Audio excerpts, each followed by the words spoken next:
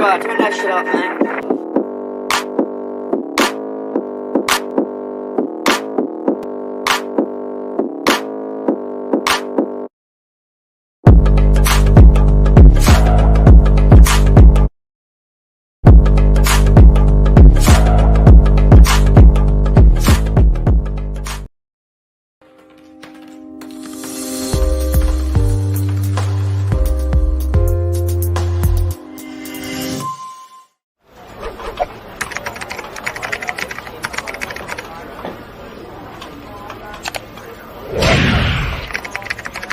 At the same point in time, I will say the last couple of days with our team, we've become really close.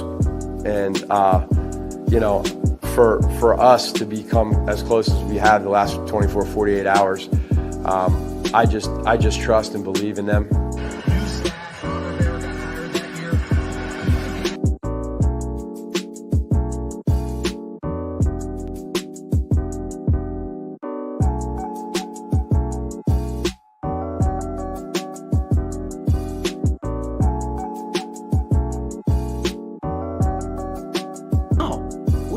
I know what we need here. This Midwest for sure, we'll figure it out bullshit. That shit doesn't work in football. You fucking don't look for whys. You get answers. Answer this. You want to say Mustafa gone, Eddie bench. This stuff matters. You send messages it's a mental fucking game. 90% of it is mental. 10% is the physical attributes. They're all amazing athletes. Charles Leno, I've said it many times, is an amazing athlete. He didn't have it in here. Yep. He didn't have it. You know, when you look at the tape and you see somebody attacking and you see someone with pride, that's why Shayne Phil go fucking ape shit when some asshole blog fuckboy says, Khalil Mack, where are his stats at? Where? Fuck on it. You don't know what the fuck. He's driving the fucking whole play back inside for your whole team to eat. It's not about stats. It's about fucking here, the heart, the passion, the mindset. So when Cole Kmet comes out there and says, well, he is right. You're not on a fucking podcast, Cole. Block the motherfucking Sam, linebacker. Put his ass into the secondary. Then talk to us. Catch the motherfucking ball down the seam. Jump. Don't fall down. Truck a motherfucker. Don't juke. All these things. You want to see coaching? Come to the East Coast. Watch how you fucking coach them. You coach fundamentals first.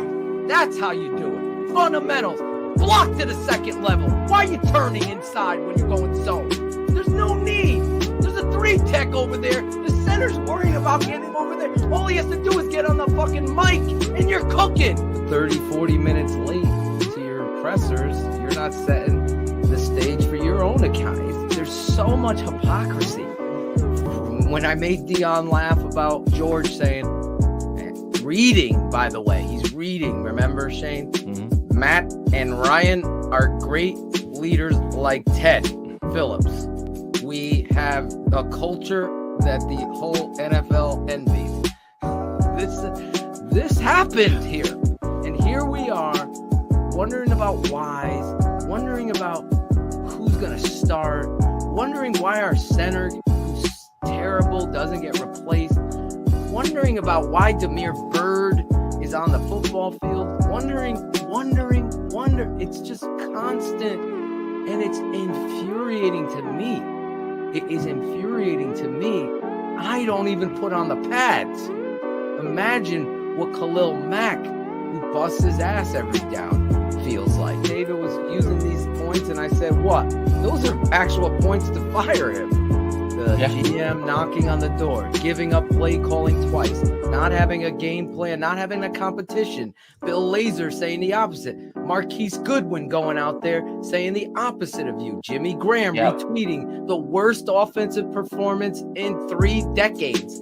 This shit is going down, and we're getting covered over because Khalil Mack, Roquan Smith, and Robert Quinn and company are that good. You You have a championship quality fucking defense. Shayne, that fucking pass interference on Jalen Johnson, that was 3rd down and long. They're going to punt. Changes the fucking game. The illegal kick that the Packer player said. There were a lot of different plays where you just that. It allowed them to maintain momentum that they should have lost, while we lost momentum that we should have been keeping. I am a guy that holds refs accountable because you know what? I fucking played this game and I coached it. I know how, if your offense is struggling, that you're scratching and clawing, right? We don't have a Hall of Famer at quarterback. So if you're getting calls to prolong this shit, and I said this to all these fucking Packer trolls behind me, these nerds, I've asked Cool Kennedy and Lawrence Fleming. I go fucking play Madden, you fuck, right? Because I was losing it because they don't know these calls affect this football team because everything has to be perfect. You can't Demir Bird. You can't fucking drop that simple catch and run. Herbert drops a screen that's set up finally for. Can't drop it. Yeah, that.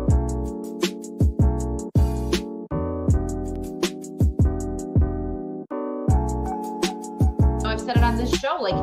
No head coach in the league sounds the way he does when he does a press conference. None. Exactly none. And they don't. Any of them. I mean. You listen to Brandon Staley out in San Diego and you're like, wow, that's actually someone who makes sense and he clearly understands what's happening and he's got it all together. And it feels like Nagy is grasping for stuff, right? And I'm not sure if I said it here, but I know I've said it before. When has Patrick Mahomes ever said, gosh, we miss Matt Nagy so much? No, that's never happened, right? So stop pretending you're an offensive guru. They hired you to be the head coach. I'm not sure you have the skills to do that, but you have to let go of this control that you have and recognize that your job is on the line, dude. We can't sit here and take what just happened against Aaron Rodgers in Green Bay and kind of walk into the next week where you're going to face the defending Super Bowl champs and a Hall of Fame quarterback that's going to rip your defense to shreds. You can't just stand there and kind of be like, all right, well, we don't know where these guys are with their injuries and we don't really know. But we promise that offense is coming along and we're making progress in practice and we're developing Justin. Yeah, exactly. He's starting to think like we are. That doesn't comfort me, Matt Nagy. That does not comfort me. Zero, right, guys? There was not any sort of, I'm going to rally the troops and we're going to go to Tampa. It was just kind of like this resolve. It's really good. And that they're really good and we're not. And to know that, I mean, I don't know. We talked to Justin about do you feel like you're making any progress, right? Because that's what matters. They are dead last offensively. I mean, dead last. Not even in the close. last couple, and it's not close, right? It's embarrassingly bad. And he's saying, I'm seeing progress. Well, when is it going to go? And how do you not lose leaders like Allen Robinson? How do you not lose Jimmy Graham? How do you not lose these guys when you're developing a quarterback, but you're not sure who's calling plays and how that's all going to. It just feels like there's too much going on to actually make the progress that fans want to see.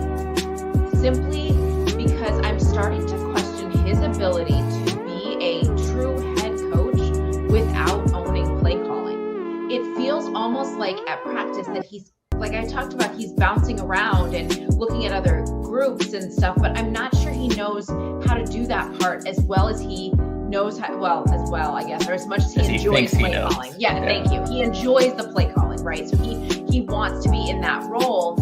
And today he's watching the offensive line and then he just mid drill just kind of walks away. And I'm like, does he even know how to do this part? And that's where I wonder if he is losing those leaders, especially those couple of weeks between Dalton is our starter no matter what, when Fields was clearly the one who needed to be out there. And if they're hearing the crazy that's going on at the podium and wondering, walking away being like, who is leading us? What is happening here? And just kind of that dynamic behind the scenes. We're not in the locker room, and that sucks because that's where you really get to kind of see the vibe. Even if you're not talking to guys, you can tell. Yeah. You can tell body language. You can tell how they're feeling. You'll see even an injured Akeem Hicks kind of wander through it, and you get a vibe for something, and we're just not getting that right now.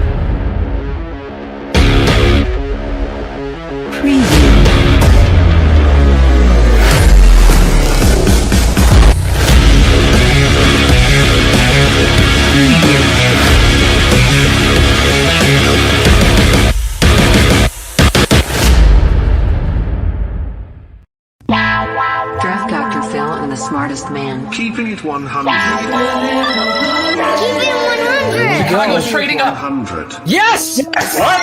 Here it is!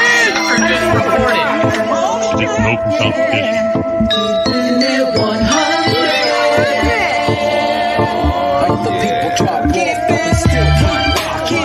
I know we need to run the ball more. I'm not an idiot. Keeping it 100.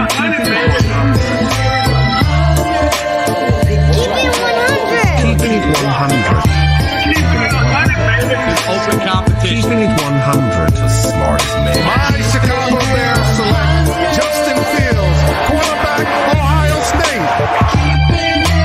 Guess who's back? The two dudes that kept it real. The dynamic duo that you love, the smartest man and Dr. Phil. Breaking down the film, never a problem, kick it straight. Most shows focus on stats, we focus on the tape. We keeping it 100, never running east or west. We coming with that truth, cause that's what our fans expect. Cut off the freaking anchor, moving forward to be free. But don't you worry, Shayne's got the dumbest tweets. It ain't no secret, Phil and Shayne got some haters. But now the mouth stuffed like the Jew and now and laters. Debaters, frauds get kicked like Coach Tabor. Cuts had to be made, we added a barber moderator. Up and down, boys got you double checking. Sad sacks trolling like a fool drunk texting. Flexing on the truth cause you know they'll never change. Real, recognize real, that's what you get with Phil and Shayne. 100's what we do when we're breaking down the Bears. Fuck a play or a captain, all of the armchair. The tape never lies, the truth, you see. We laugh, we analyze, so there's no babies like Maybelline. Straight to the truth with acumen and facts. We got a sad nerd, but he's not just giving nerd stats. Car crash, big impact like Max Sack. Every Wednesday night you got the smartest man and Phil back. Now we know you're smiling like a fat kid with fun day. We're back better than ever and we're keeping it 100. Keeping it 100, baby. Keeping it 100. Draft Dr. Phil and the smartest man. Keeping it 100.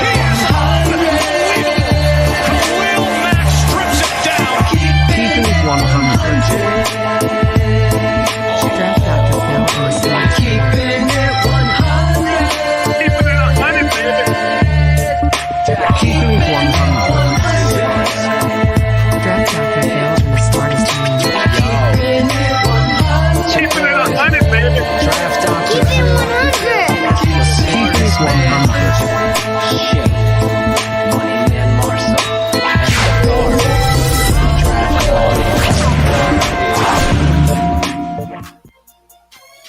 Oh, this is Claudio the Barber, and this is Shy City Sports Keeping It 100. I see you, Sherry. I see you. Listen, Sunday was a fucking horror show, all right? Just in time for Halloween. But you know what? The only thing positive that came out of it was fucking Nagy's COVID test. So, you know what? We got a fucking scary good show for you tonight. We got maybe a special guest coming on. Let's see. But we got a lot to talk about. So let's bring on the boys, Dr. Jekyll and Mr. Hyde himself, Shayne, the smartest man, Marsaw, and Draft Dr. Phil. What is There he is, Claudio the coming in Barber. late again, obviously. Coming in late. You were speaking for like a full 3 seconds. Listen, Caden's got to put this together for us. I mean, it's got to happen. It's a love the Halloween. I like Halloween the beat. I love the I Halloween like the beat in the background. Love it. Jason, hip-hop. right? That's Friday the 3rd. No, it's Halloween. Halloween. It's a Yeah, hip-hop Michael artist. Myers. Michael Yeah. Myers. He Yeah. is single, That's all Cherie. Michael Myers is single. He's been single for years. He's like Jackal. He don't do shit. He just keeps living. See how he is? Hold on. There you go. Now let me So- ask you this, Claudio. Do you have What's your up? mic there? I do. Why? You can't hear me? No. Because you always sound so far away. So You hear move me your better mic now? close. Oh my God. You Better? sound like you're in Wallingford, Connecticut. With Angela. You sound I like am you're in in Wallingford. Angela's barn. No. We're Blink very twice. economical, my family. Blink twice if everything's okay. I don't give a fuck that he smokes weed. They all smoke weed. Smoke weed every day. There we go. Bringing it back to the old school. 1 year ago, we're only a year old in its infancy. We got all you fans. Again, just an amazing couple weeks as far as TTNL is concerned. As far as the Bears are concerned, There's a lot to get into and talk about with this football team, and we're going to get into it tonight. We're going to play some audio. We're going to do all our normal. We might have a surprise guest or two, but we really wanted to get into some of the rudimentary things with you, the fans, in the chat room, and do something different as we approach Halloween weekend. And the scariest thing has been the culture of the Chicago Bears, Shayne. Ryan and Matt are men of character. They are both, like Ted, outstanding leaders. Right then and there was the tone set. A kiss of deah. Right, exactly. When you got to read it, it just... Yeah, on top of what was stated, to Claudio's point, and to Cherie, who said it in the pre-show banter, it's almost like they're putting a gun to him to say this stuff. And Shayne knocks it out of the park as usual, per usual, the kiss of death.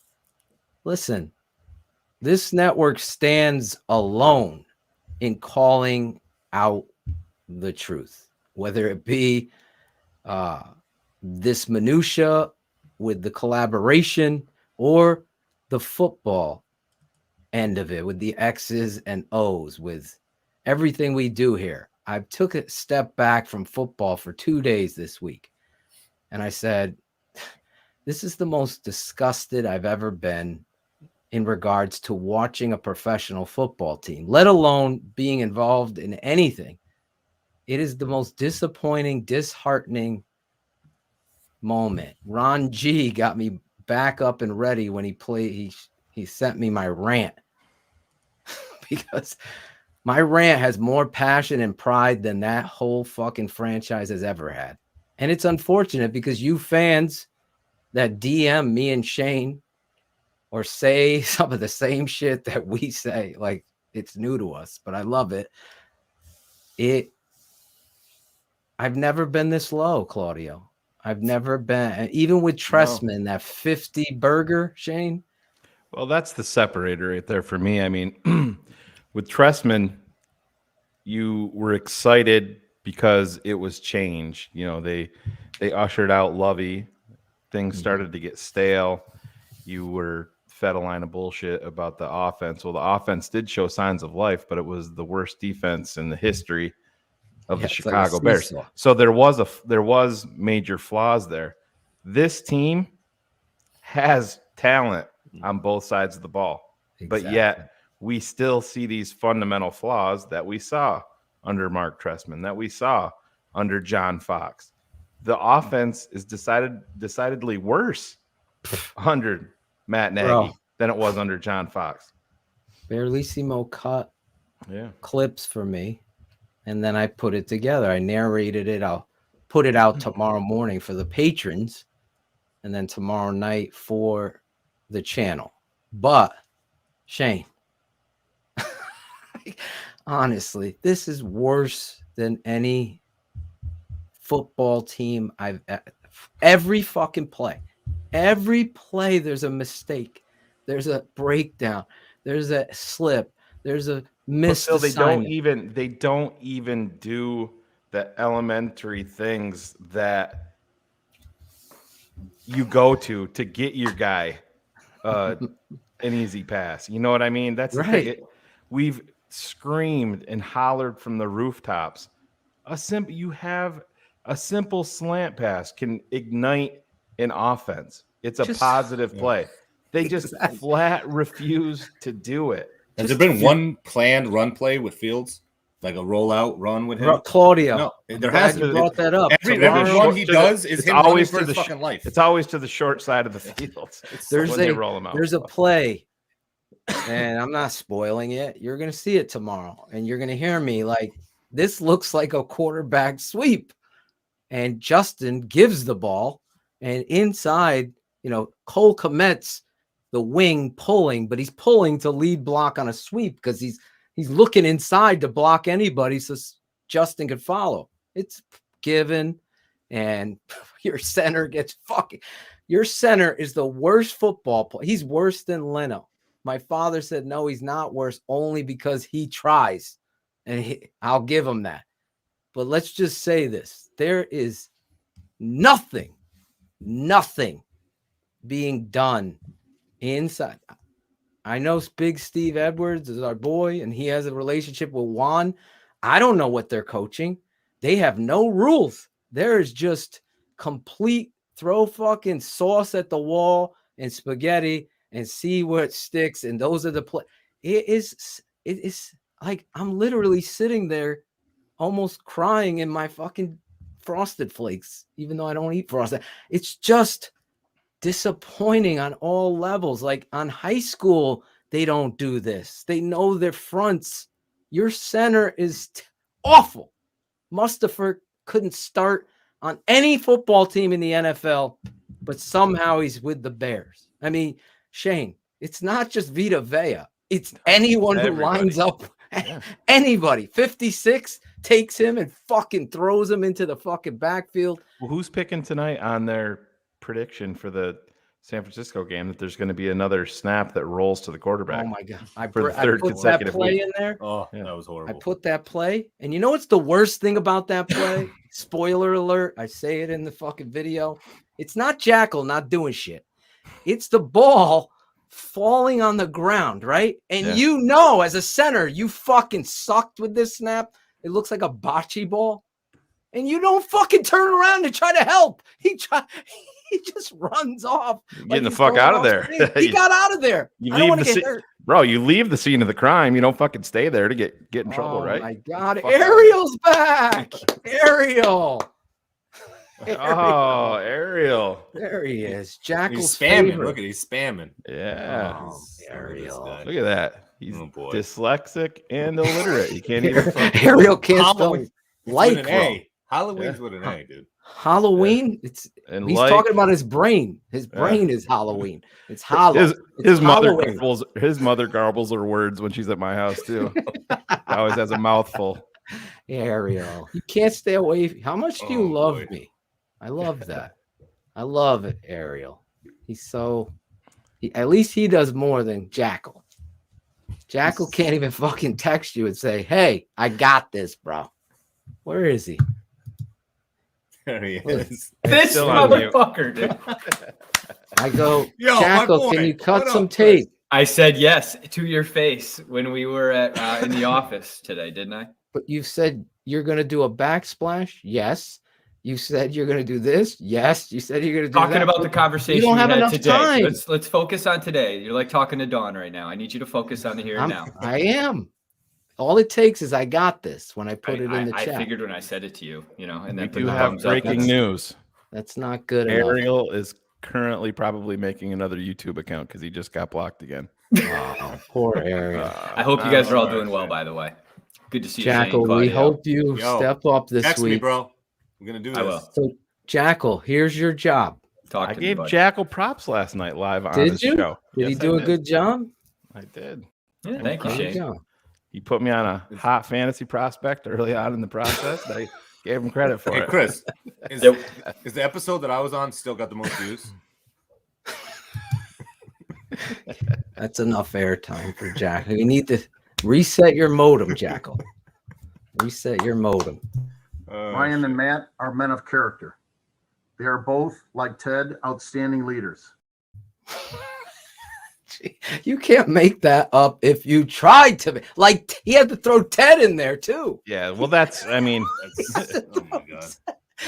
God, please, for the love of God and all that is good, I pray that you get owners, sell this fucking team. I know everybody told me Charles Leno's never going to get cut. He got cut. You energetically, we got to put it out and see. Matt Nagy, go away. Go away. You're the worst thing. The next, what? He's hiding. 10 days. He's hiding. People are saying he lost his locker room. Do you guys think some of the players are actually not playing as hard? I'm not putting anything into. I know people like to. I'm not putting anything into the Wims bullshit because is he even on a team? I'm not sure he's even on a text or tweet, Jackal. Can you do that? he bounced. But no, I think that there's people that Whims legitimately tweet. have an issue within the locker room with Matt Nagy, because how can you not? You sit there and hear about culture, and it's, dude, you have a good culture, but it's not a winning culture. So what the fuck is that? It's great. We all say Caden, hello and nobody's punching each other in the face. So it's a good culture. I know you put it in the open, but I think we need to play it again. If you can, just give me a thumbs up. When Matt Nagy says, yeah, we really got bonded this past couple weeks or whatever. Oh, yeah, when was he's it days? scratching his head when he says it. Like, us guys in that locker room are bonded these last couple. Like, what did you have? A powwow? What did you do? Like, you went on the fucking, the office. What was it? The booze cruise in the middle of January.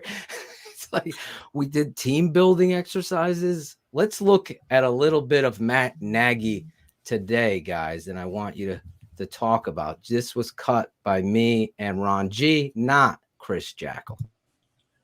So, Matt, are you at home all the last couple of days? Have you been banished to the basement? What's your setup while trying to make sure you don't get anybody else sick? I got a beautiful setup, but as you can probably understand, I'm not going to get into where I'm at.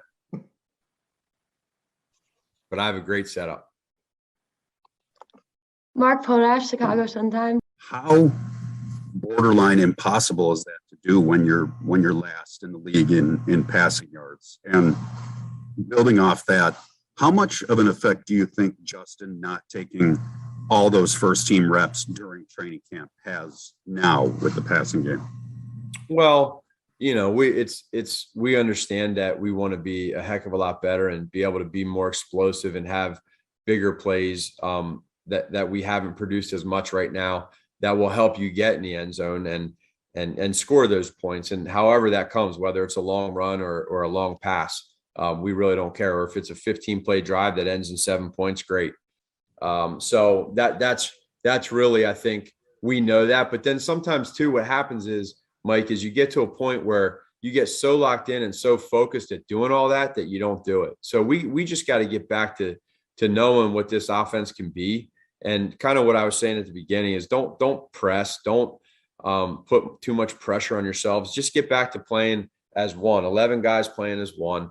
Do your job. Do what you're supposed to do. Do the simple things right. And if you do all that, that other stuff comes. That other stuff comes. So that's that part. And then for the reps with Justin, I mean, that's a plan that we put in place from the very beginning. And that to me is something that when we talked about the plan that we had going into this before Andy got hurt, that was the plan that we followed then to when you're asking about the question of the timing. So now that we're in this situation right now and that Justin is playing, is now the timing that he can get or gain with these guys in practice is very important. And so, having guys practice and be out there to work on timing is crucial. And our guys have done that. And then in these games too, in the games here that Justin has started, is being able to get specific routes down and then match that up with coverages that you might see. And so it's one thing to go out and just throw a route on air. It's another thing to be able to do it in preseason. And it's a third thing to be able to do it when it's a real game. And so it all matters, it definitely matters. And that's why these guys are going to continue to work on all of that and try to get better so that we can be better offensively. Just for clarification, when is the earliest you could be here? I don't know that. I don't know. That's something that I think it's probably fluid to answer that. But I have, that's something that I just, all I want to do is make sure each day I'm doing everything that they tell me to do and follow the protocol side of it. So we'll see. David Montgomery returning this week. No, that's good. So no updates in regards to Ifedi and David Montgomery and Bush and Jenkins. We do have good news with Larry Borum though, with his ankle, that he will be returning today from injured reserve, it'll start his 21-day window.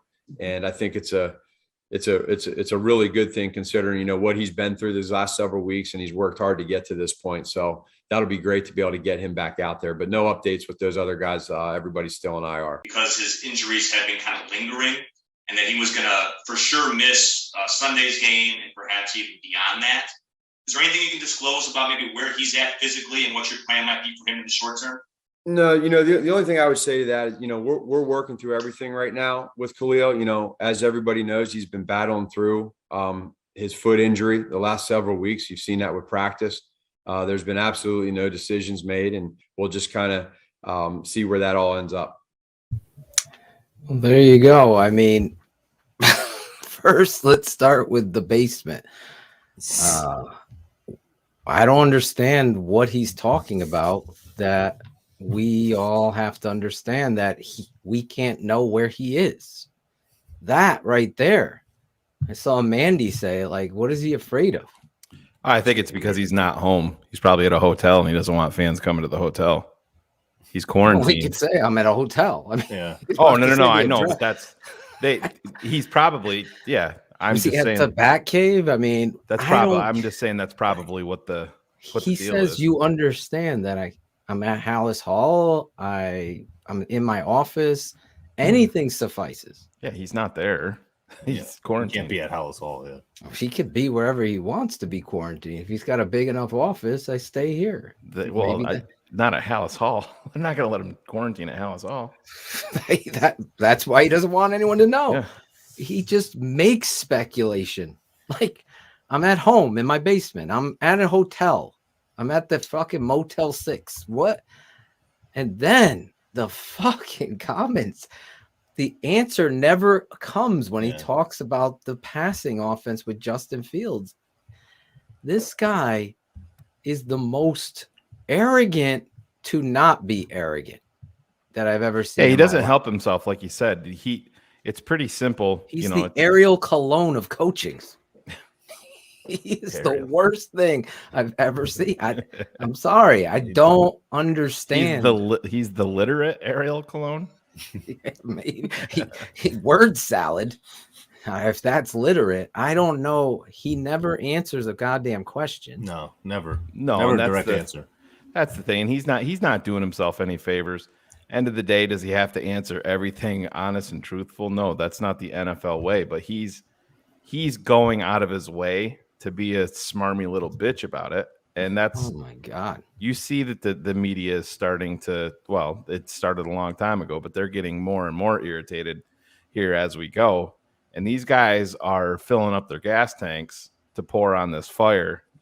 They go out and get boat raced against San Francisco, put Khalil Mack on IR. Justin Fields goes out and gets sacked 5 or 6 more times. The passing game doesn't get rolling. The pitchforks are going to come out on fucking Halloween for Matt Nagy. Ryan and Matt are men of character. They are both, like Ted, outstanding leaders. We're going to be playing that for a long time. Do you guys think him getting COVID might have saved his job? You think he would have got fired this week or no? No, No. I don't. I know there's a lot of people out there saying that this is some big cover up. He doesn't have COVID. The Bear, listen, if they got to that fucking point, they would just launch him. They're not. Well, I don't think it's a cover up. I just think he might have. Listen, I don't put anything. They can't fire him when he has COVID. When George McCaskey comes out spewing this kiss of death, as Shayne calls it, I don't put anything past this corporate run fucking facade. No, but what I'm saying is if the Bears were against Matt Nagy and wanted him gone, he's getting the COVID test from the Bears trainers. He's not going to a separate facility to get this done. Right. Andre Tucker, whoever's doing the fucking test, they're going to be like, this motherfucker's got COVID. Okay. And they're like, he's got a pink slip. They're like, well, Jesus Christ, we were just going to fire him. Now we got to fucking keep him. No, they would have launched him to the fucking moon. Some people did say, oh, you can't fire him now. I think Jackal even wrote that in our fucking chat room. So why? It does because it looks bad. Yeah, and you can't. These guys worry about COVID. The NFL gives exactly 0 fucks about the NFL, but not listen. These if they wanted to fire Matt Nagy, listen, Matt Nagy could come out and his fucking dog could have got hit by a car. His kid has fucking cancer. He's got COVID and his house just burnt down. And if they wanted to fucking fire him, they would fire him on the same fucking. They give zero fucks about that if they want to do business. Yeah. If they want. Sometimes he's in a bad spot. Yeah. Yeah. I don't know. I think it's as simple as he's got fucking COVID and the Bears aren't firing him yet. Yet is the operative word. Yeah. This is year 4 of Matt Nagy. This football team looks further away from any semblance of a professional offense. They're the 32nd ranked passing team. They don't understand. Imagine if he wasn't so secretive in the fucking press conferences, where we'd be on offense. 35th out of 32 teams. You know what I mean? He's being secretive and we fucking suck on offense. Imagine if they let Greg shoot them in shorts and highlights and training camp. Those plays would have gotten out and they'd be 39th, 40th. It's a travesty to watch this guy. I don't even know, Shane. He talks about those guys are still on IR. David Montgomery, Borum coming back. But Jason Peters was the guy who told you Borum was coming back a day earlier. And Shane, when you look at this guy's offensive philosophy and what he wants to do as opposed to what you do successful, it goes back to 2018 when Adam Hogue asked him about the I formation and gave him a statistic. You're averaging 8.8 yards when you're in the I. That was running and throwing. And his response was, I didn't come here to run the I formation. He continues to do today. They're asking about play action, right? Justin Fields. They asked Justin Fields about it. Do you want to watch that video? Let's Justin, you were just talking about having these meetings with receivers on Zoom. I'm just wondering who set those up and how often are you planning on doing those?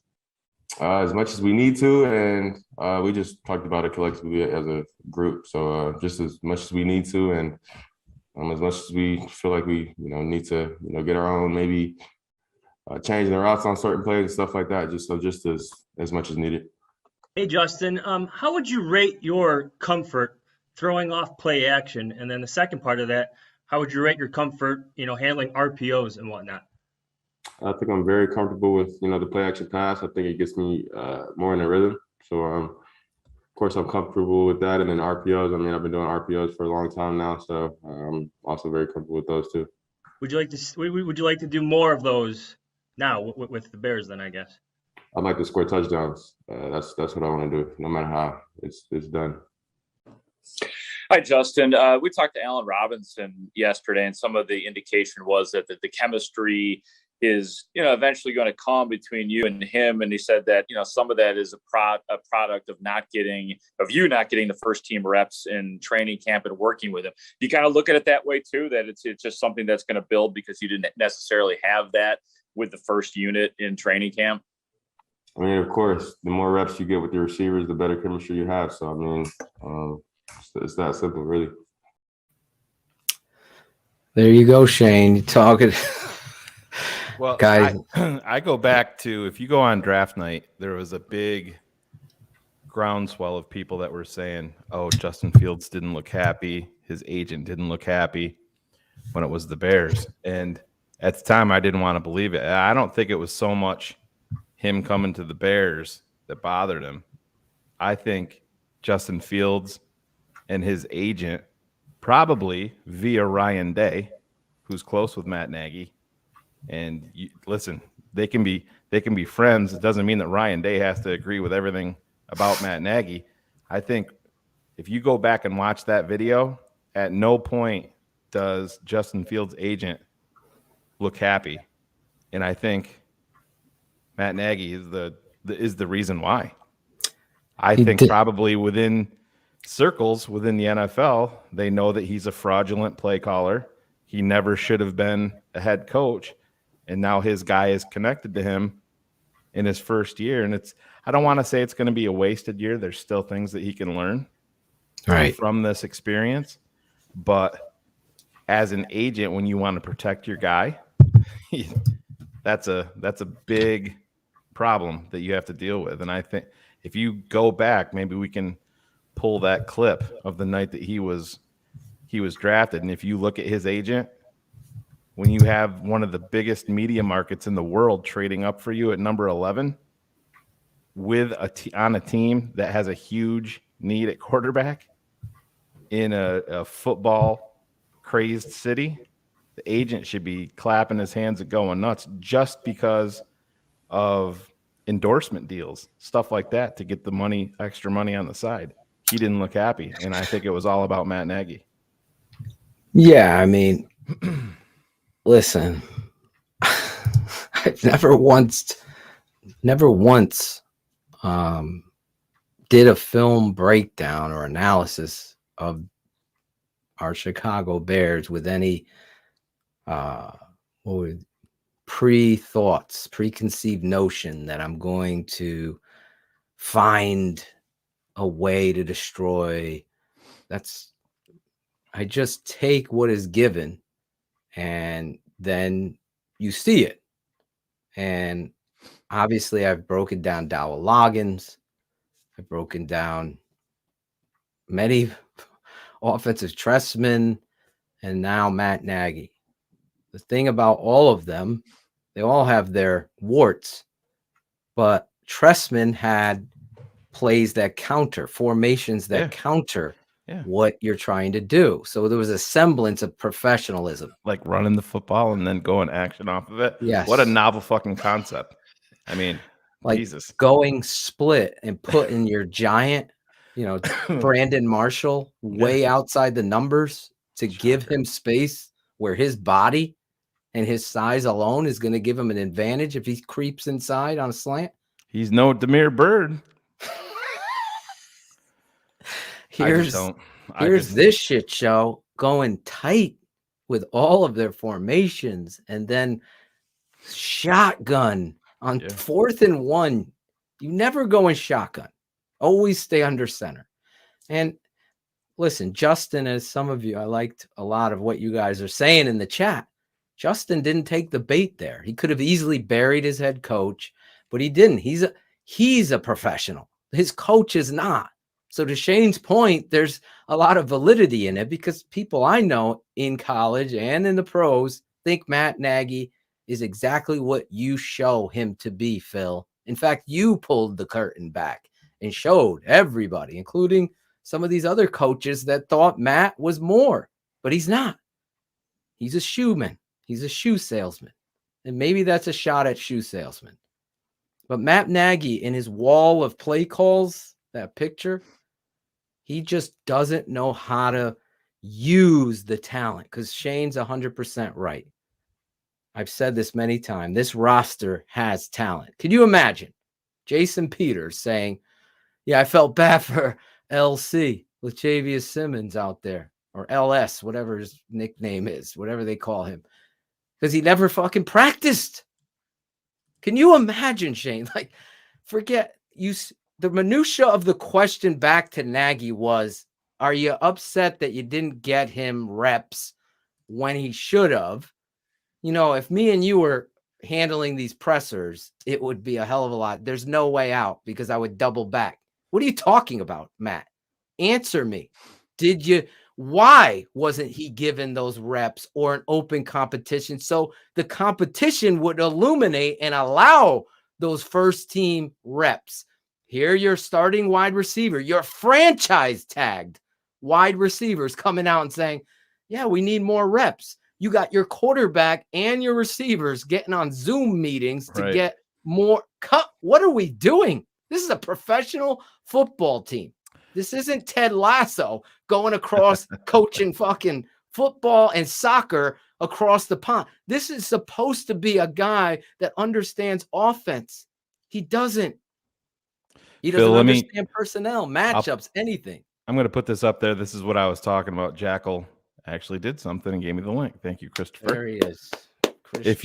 When I put this up, look to the right-hand side of your screen, and that's part of the management crew of Justin Fields. His quarterback, his guy, just got drafted, and look at the guy sitting by himself on the right hand side. And tell me what you think of his reaction. Oh, there's his agent sitting in that chair there. Yep. Okay. We're talking about the agent knowing Matt Nagy is a piece of shit. He's that. There it is. Tell me Jackal did 2 things today. I'll be freaking incredible. That was Claudio taking credit. Sean Bell says the girl in the black dress is fine. Well, that's not Ariel's mother because that bitch ugly. Oh, did I just say that live on here? God, I'm salty tonight. I'm sorry. I'm sorry. Put that pic back up again one more time. So they got Denny's menus and things. But you could see this is a guy that loves to call plays. That has said big plays are nice. And he's fucking wallpapered his house or his office or wherever this space is. This might be the place he's hiding, Chris. Those are all the plays that he those are all the plays that he didn't score on. That's why there's so many of them. This is also the guy that kicked a field goal down 21-0. And Justin saying today, I like to score touchdowns. You think there's anything behind that? Yeah, there's everything behind that. There's everything behind that. A lot of fucking podcasts and other shows and networks steal a lot from us, but they can't steal the passion that we have to fix this. I'm not trying to just focus on negative, but when you're fed mush every night and you're not Alfalfa Spanky and everybody else, you get tired of it. This is a stooge.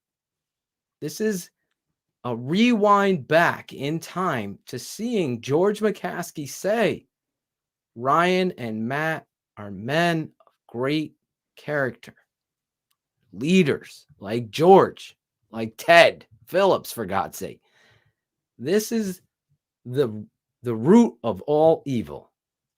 The root of all evil. And ultimately, we get to these points where we have to pull back these layers with press interviews, tape, and the emotional reaction to it all.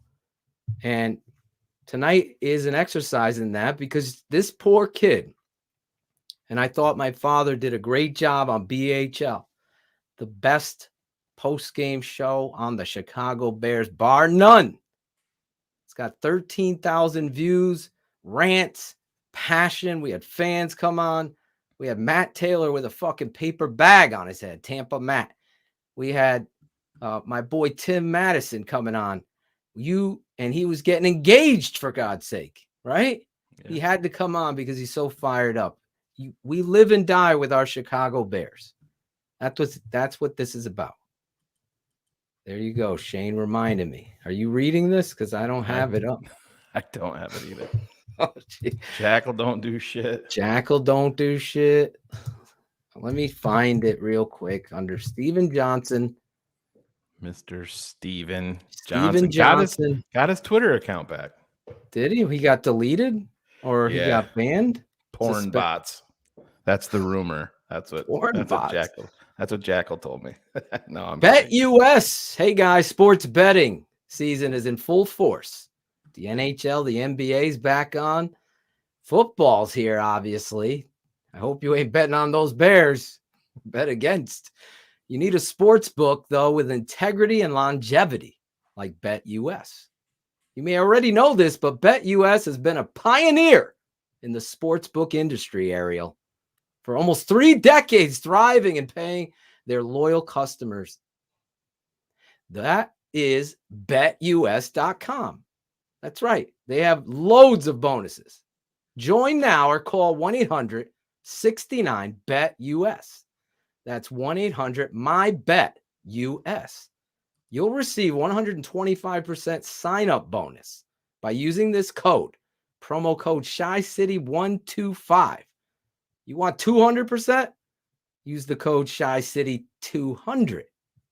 They have a re-up and referral bonus, so if you want to get Claudio involved with a bet, call him up, give him the code, Give them your code, and you're going to get a bonus for the both of you. BetUS is known as America's favorite sports book for a lot of reasons. BetUS has all your NBA, NHL, every player prop, loads of NFL futures and odds. It's all up there. You can bet on the UFC, Jackal. You can do props, golf. Who the fuck bets on golf? I don't know, but you can. Live betting on most sports, including online casino, games, race books, all the horse tracks. They have every type of bet imaginable.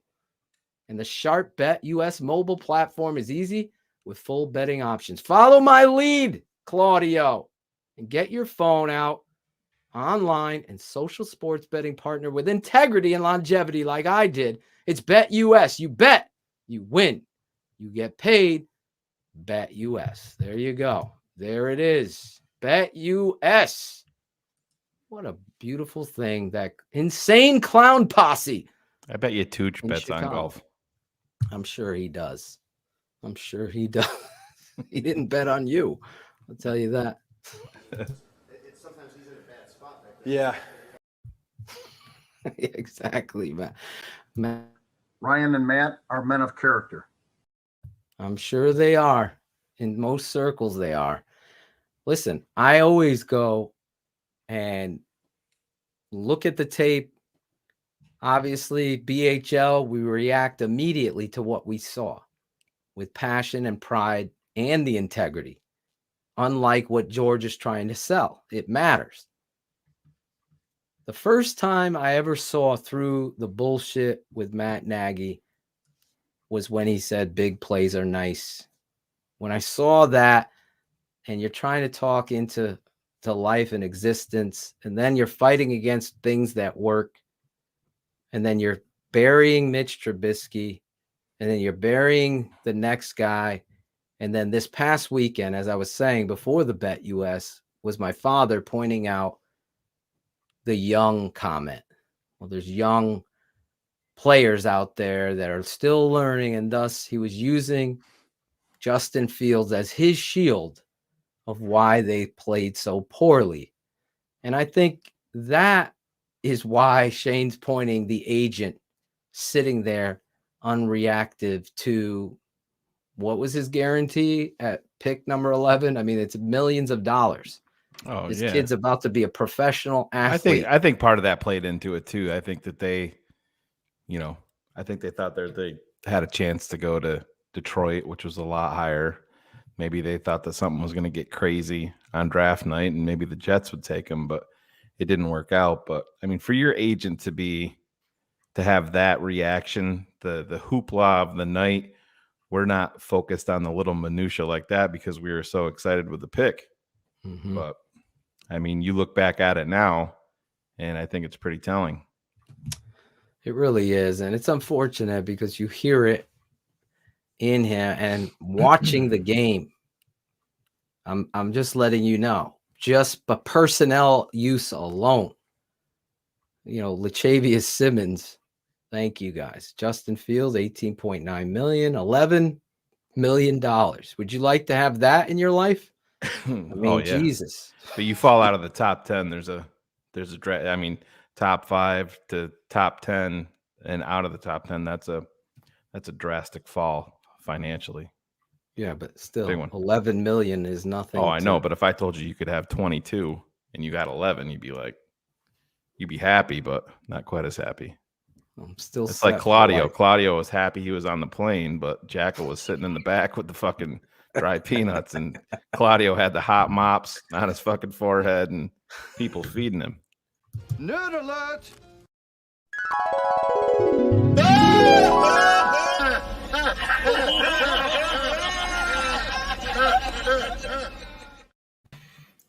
There he is. I'm ready to talk Bulls basketball. 4-0 to start the season. Big game tomorrow night. It's going to be a really up. All right. And that was Matt Karstensen. I knew that would work. I was like, I need a night off. If I just talk Bulls the whole time, how long till Phil?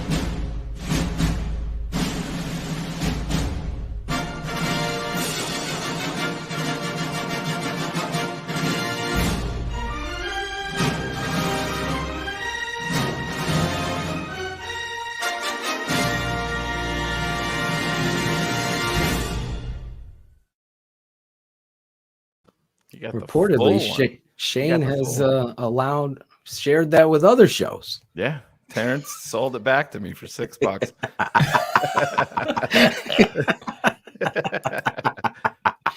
Oh, Madonna, me. Somebody changed his name. Changed Carr's name? My Chemical Romance drummer. I have no idea what that means. Yeah, So the joke is, my daughter was playing the Black Parade on the piano. My wife actually went to school with the drummer for My Chemical Romance.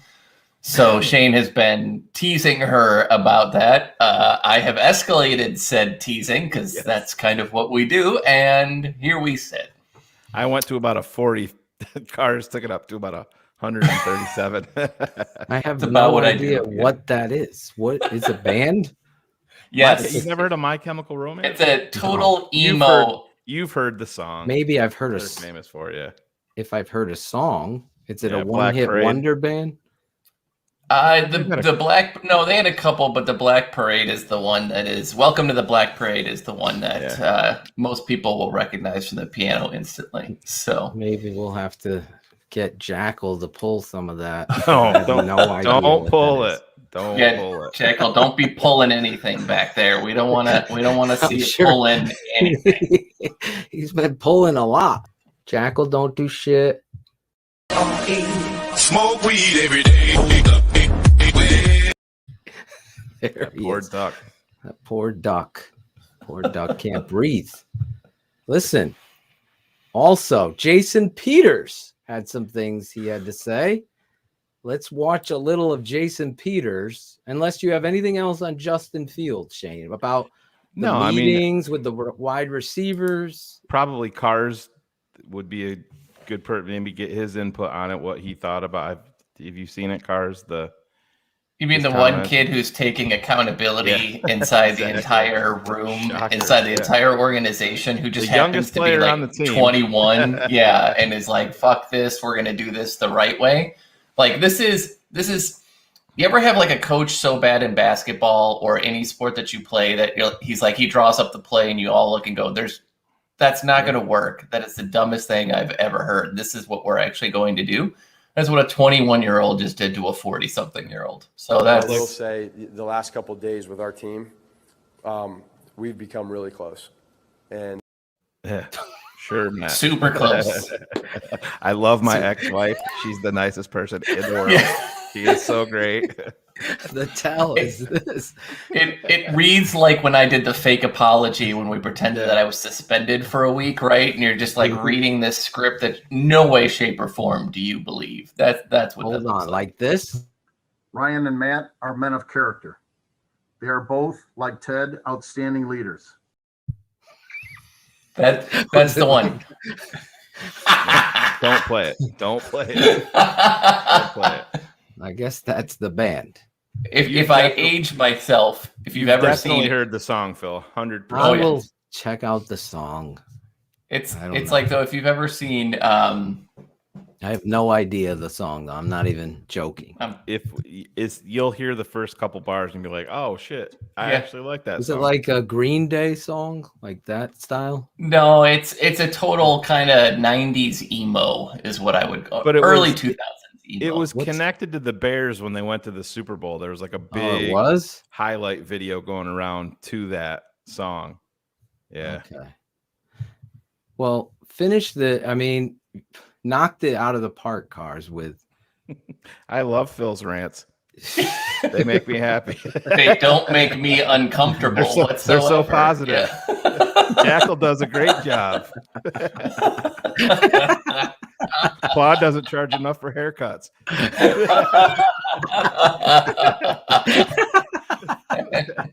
That is great. Matt Nagy head scratch. I miss where I used to work. No, but I don't like weed in an edible form whatsoever. The young kid being more it tells you everything. It really right there. If you're the owner of the fucking franchise, you look at that kid and you should have fucking blinders on He should be the only one, honestly, the only fucking focus. Tom Waddle talked about it today, said that the Bears should fucking blow it up. And did he say that today? Honestly, he waited till today. It's the right move. It is the right move. As much as it hurts me to say it, I would. You have to. James Daniels, I wouldn't move because he's a young offensive lineman. Guys like that, no. And listen, this is gonna blow the fucking roof off the house. But if you're rebuilding, are you investing over $100 million in an off-the-ball backer? Probably not. Just telling you, people are gonna have a fucking fit. It's not good. It's not good business. No, I agree. Especially at that. They position. will. That's the Chicago Bears way.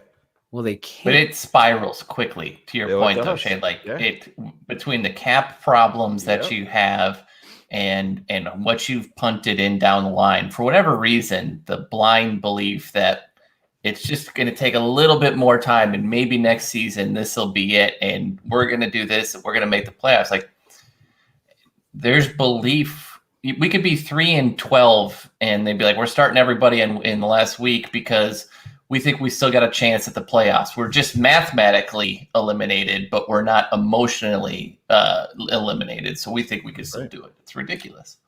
Yeah, I'm with you guys. I mean, this guy. I mean, at this point, just to stay on this topic, Phil, Cars, you and I talked about it a little bit, and for whatever reason, people are listen. You're not getting multiple first rounders if you trade Khalil Mack. Just move beyond that. That's not happening. You're not getting a first rounder for Allen Robinson. You're going to get, if they could get a 3rd round draft pick, that's what they're going to get in a comp pick back. So that's what they're going to be asking for, and they're going to get it a year early. That's the compensation. But if I can get a 3rd round pick a year early by trading them, see you later. At this point, see you. You have to 5 players that you'd move on from. So Allen Robinson's one. Yeah. Roquan, you just let him go in free agency because you don't pay him. I wouldn't let him go. I bet you can get a value for him. Yeah, he's the one. Tag him and trade him. He's not a free agent. He's got one more year. Yeah, you have the 5th year option on him because he was drafted. Oh, okay. Yeah, he was drafted. Then you're definitely 18? putting. Yeah, then you put the option on him. Yeah, well, that's what I'm saying. But I'm saying he's the guy that would have value on the team because he is the one guy. Do you trade him? You can't trade Eddie. Yeah, no. So you try to trade Roquan, you can't trade Eddie. So ideally, I think we'd trade Eddie. Why? Because of his financially. Contract? Yeah, financially, it'll be like 30 million. It's something ridiculous. Yeah. So you could trade him, but then you're. But listen, let's just go on. Let's go on the guides of picks. The cap is going up. Yeah, we always manipulate it. So are contracts. So are I agree. Contracts I'm just saying. I'm setting this up to answer this fairly. You are the GM, Shane. You just hired me as the head coach. We go in there with Cars as the fucking capologist guy. This is what I've assessed. These are the guys I think need to go. Mm-hmm. Get rid of the center. Go on. I don't even want to see him. He's no value there. I mean, I'm just saying these are gone. Right. This answering the question. He's gone. But don't you think he was talking about 5 guys that you might be able to get something for? 5 guys that we want to get something for. Yeah, I think because with the trade deadline coming, so got to put him in there, right? Yep. Perfect world, Eddie Jackson. I wouldn't even want him on my team, so I'm putting him out there. If I get a 5th round pick for him, I'm happy. 6th round, 2 6th in 2030. I don't care. Just get him out of there. So there's 2, right? Hicks and Jackson. Look at Cherie. Someone's typing that. Doing an amazing job. It ain't Jack, I'll tell you that. Let's see. Allen Robinson, definitely. Yep. No way am I letting go of David Montgomery. No. I keep him in-house. That's just dumb. Who else is the hard part is who Cole has Kmet? value. Cole Kmet's gone. Jimmy Graham gone. 2 tight ends are gone. It's like there's 4, right? Or is that 5? Yeah, I mean, you're not going to get anything for Jimmy. Cole, you might get a Jimmy, round maybe pick trade for to him, the Saints or but the Seahawks. at that point, he's more valuable to you. And with him being so young, you're going to give him another year to try to develop. I'm done with quarterback. Cole. I'm just telling you, as a coach, Kmet gone. And if I get a 5th round pick for him, that's great. Nick Foles. There you go. Or Nick Andy Foles. Dalton. Or Dalton. Well, yeah, Andy Dalton is the interesting one. I mean, that's so there's the 5 fucking guys. Jets trading for giving Philly something for fucking Joe Flacco. I mean, my God, that's I don't know how the fuck they do that. I keep Roquan because of that 5th-year option. Yeah, that was a good exercise there. But if I was the coach, it would be much different. It would be center's gone. I'm moving James Daniels to center. Bars, I'm going to have a tryout at guard, or Dieter Eisland's going to center. I'm telling you right now, watching this tape is Barlissimo could tell you, it's like the most disheartening. You want to watch a fucking Marshmallow get fucking pummeled every play? It's Mustafa. It's Mustafa again. On a screen, it's Mustafa. There, the toss play. And Olin's still out there. Olin will be on the show after the Pittsburgh game. That week, we'll talk to Olin about Mustafa. I love Tariq is Olin. untradeable. Can't do it. Yeah, Tariq, I mean, if I'm the coach, no Tariq is cut.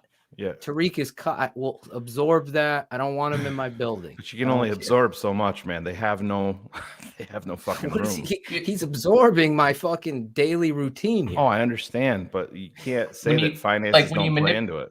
Yeah, when you manipulate the cap and make some of these, it accelerates cap hits into the next season. So all of a sudden, if we make it in 2023, what ends up happening is, and maybe it doesn't hurt you if you're in full-on rebuilding mode and you don't plan on it, but like if you start getting to a point where you're 50 million in debt or 60 million in dead cap, like that's a holy shit, we fucked up. You guys said it, and we have to be on top of this. Everything is about number one.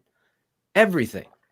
Your center sucks. It's so bad. I don't even know. Like when you watch the tape tomorrow, go on. You got to change this shit. You got to do it now, Juan. You can't be sitting here hamstringing your whole team. This is you guys think we're joking here?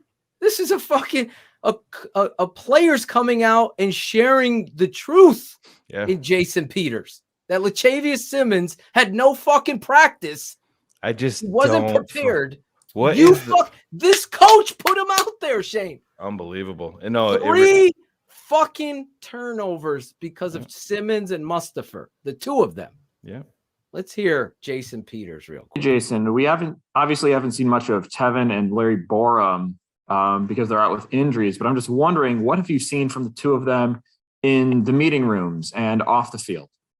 They want to learn. They want to learn. They ask me questions all the time, and I help them out. Just today, Larry asked me, because he's going to be back this week, to help him. So I'm going to get with him, and because he's coming off a high ankle sprain, and I'm going to get with him and help him around.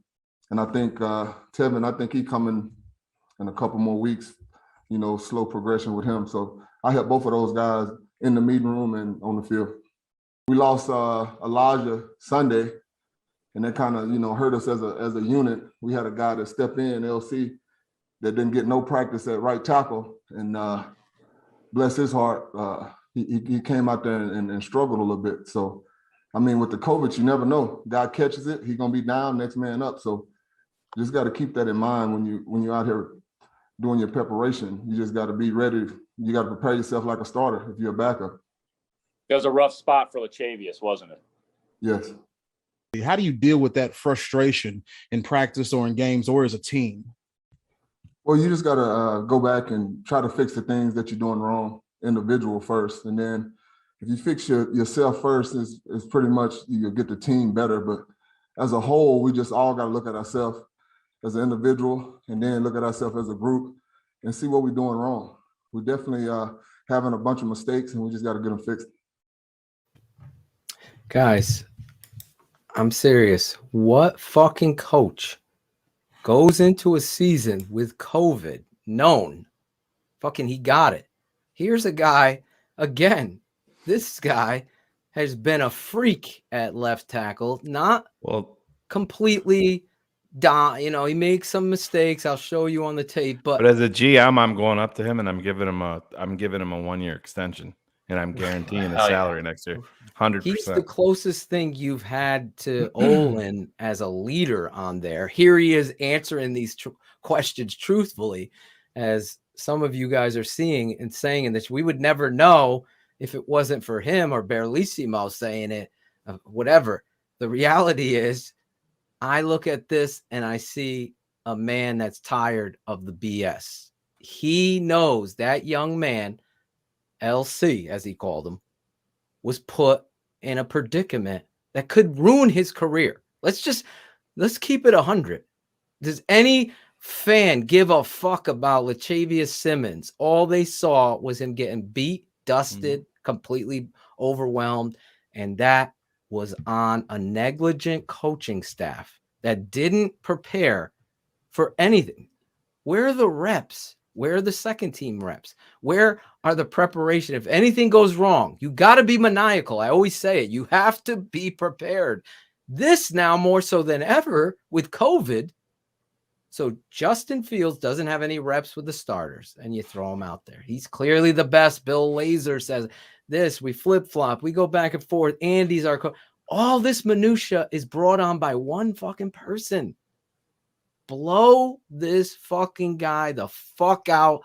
Give him a fucking COVID shot and send him up the Sears Tower and enjoy your fucking vacation. Just get him out of here. This week is going to be very telling for that, Phil, because this team is either going to fucking lay down completely fucking flat.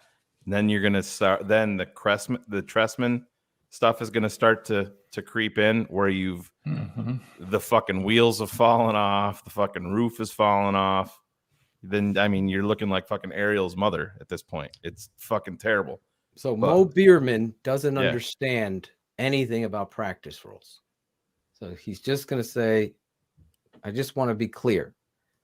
So a real coach goes, okay, first team, inside zone, right, going up against a 4-4 front. I want to see you guys go after it. Let's go. And you're watching the play. And Justin, inside zone. Herbert hits it up. Did the center step to the front side? He's uncovered. Who do you block? They don't fucking know. So you coach them every fucking front imaginable. Then guess what? The second guy goes in there. Let's run it again. Were you paying attention? Second team runs the play. That's how you fucking handle the CBA. What do you think? They're staying out? Did I say Jason Peters was? What? I don't even know what you're talking about there, Jason. Did those words come out of my mouth when I was talking about Jason Peters? No. It's not. I said he's the first player since Olin to have that attitude of straight honesty, and he'll go out there to kill somebody. You could see how he plays this game. I would put Jason Peters' career up against Olin's any day of the fucking week, and twice on Sunday. Those are just stone cold fucking facts. He's a first ballot Hall of Famer lock. To watch him at his age do what he does, it's amazing. Again, it is amazing. Watch him in his prime at Buffalo and Philly at the premier offensive line position, right? Like because right now he admitted, Cars, he wished he would have been here earlier to get in shape more so than he is, because he isn't in the best shape. But Jason Peters on his worst day, sorry, Jonathan Wood and the Blog Boy crew, you guys don't know fucking football at all. Anyone following you should be banned from this network, because Jason Peters is 20 times, 50 times, 100 times. Don't follow him. 100 times better than Charles Speed Bump Charlie, fucking the Walrus. I mean, it's not even close. It's not even close watching this guy. Yeah, at who his is- age, at 39. I know HL's not, but yeah, Jason Peters is a fucking first ballot Hall of Famer. Sorry, Stevie. Not- I gotta I side have with no- Shayne. His age has zero to do with it. What? Exactly. Oh my God. He You're could, like talking about- HL said, he could have retired 5 years ago and he was a first ballot Hall of Famer. Yes, I agree. Jason Peters, when he came out of Arkansas, I remember the draft. And I'm like, can we fucking draft this motherfucker? He's gonna be a. And they were Took him in, like, they were round working 7, him out yeah. at tackle Mhm. at Arkansas in that pro day. That's the true story. And he was so impressive. Coaches were asking, can we play you at? And he was already playing that third. He was doing what Alex Bars was doing. He was just going in, playing that blocker, and you could just see what an. Anyway, and I'll never He's a forget. Who's the 9-time quarterback though? Stevie, learn football. That's all I'm saying. Because Well, you guys could disagree, but we'll see. It's Well, gonna it's just happen. nonsense, man. Will Stevie 2 times come back and own it when he is a first ballot Hall of Fame? He's a I know, 9-time first team all All-Pro. pro voted by Listen. his peers as the Wow. one. There was 1 year he missed due to injury, which is the only reason it wasn't in 10. Well, there should have been 11, but there are 2 years with with injury. The guy was flat out dominant. Buffalo traded him. Where was how does Buffalo? They didn't want to pay him. He wanted to be paid. Buffalo didn't want to pay him. They traded him They to got Philly. 2 first rounders, No, right? For him? they got one. They only got one and a Yep. fourth. Wasn't there another? Yeah, but it wasn't 2 firsts. Okay. Yeah. Well, here's the other thing. Caden Whitlow has the audio. I'm the first person ever to say, I want Olin Kreutz as president, even if he thinks Mustafa is a center. I still want him there because I know he'll find and do the right things when it comes to football people. So when you guys say we want Olin, yeah, I know. We know because that's what this network has said from fucking 2 years ago. Olin Kreutz needs to be up there, or my second choice would be Gary Fensick. Gary Fensick. And I don't care about experience. I don't care about anything because you know what experience got you, Shayne? It got you Ryan Pace, Matt Nagy, Mark Trestman. It got you all of that with the quote experience. I want fucking football people that actually. Duran was the great idea when we hired him. A guy who'd never had a top 10 defense in his entire life. Let's give him the keys to the car. This will be great. Exactly. Football people know football people. They could see a shoe salesman. Would you offer the kitchen sink to Peyton Manning to take over your franchise? Yeah. What's the kitchen sink? It's this really big. There's this place called the Colonial Cafe here, and it's this very big ice cream sundae that's actually served in a giant sink. It's pretty cool. You know what? Peyton Manning is in my top 5. Yes, because he's a guy that understands football people. He could tell a football guy from a bullshit. And he's maniacal in his focus. Maniacal is the key word here for Chicago. There's no other way to win. If you're too worried about season ticket sales and all that shit, you missed the boat. You missed the boat. You have to be That's why Jim Harbaugh is my number 1 coach. He's been that for years. Cars could remember on the fucking dial-up day. He's maniacal. I know he's going to find a way to. Jim Harbaugh coaching this roster right now. Jim Harbaugh coaching this roster is fucking unbelievable with Justin Fields. I'm telling you right now, there is no let's not pull it and run sweep. Let's fucking do everything in our power to win. We'd have a fullback. We'd be running offset eye counter. We'd be running RPO. We'd run West Coast. We'd run counters. We'd run powers. We'd run everything in the book to do what's best for Justin. That's not what Matt Nagy is. Matt Nagy does what's best for Matt Nagy. That's why it's never worked. I don't understand why, these nerds and the stats and look at his record. All of that stuff it's just noise. Record doesn't take into team. record doesn't show you the statistical breakdowns of your defense and how many games they won. It's just like bringing up Lovie Smith and stuff. How many games did Devin Hester win for the Chicago Bears? Would you guys say? And is he a first ballot Hall of Famer? Yes, say he that. changed the game. Yeah. So how many first ballot? Yes, all three of us, right? Yeah. Yeah. And I would say, how many games in that season to go to the Super Bowl do you think he won? He definitely won the Arizona game. So there's one, right? Yeah. Even though the defense played a part, all of that. Yeah, the first 2 years were ridiculous. Yeah. Yeah, I mean, like for a return guy to have an impact in probably 3 or 4 games this rookie year, like he did in just returns, is unheard of. Unheard of. Exactly. And these are the things that statistics and win-loss records don't tell. That's why I always hate it when people say, well, Eli Manning, look at him. But then I watch Eli and he's average to me. Average. Great longevity. What pushes him, I'll say he's above, a little above average because he played so many games. Breaking news. The tape never lies. Network breaking news.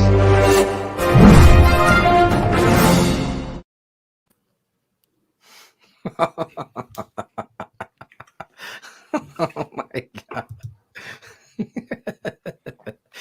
Oh my God. Compliments of bullets.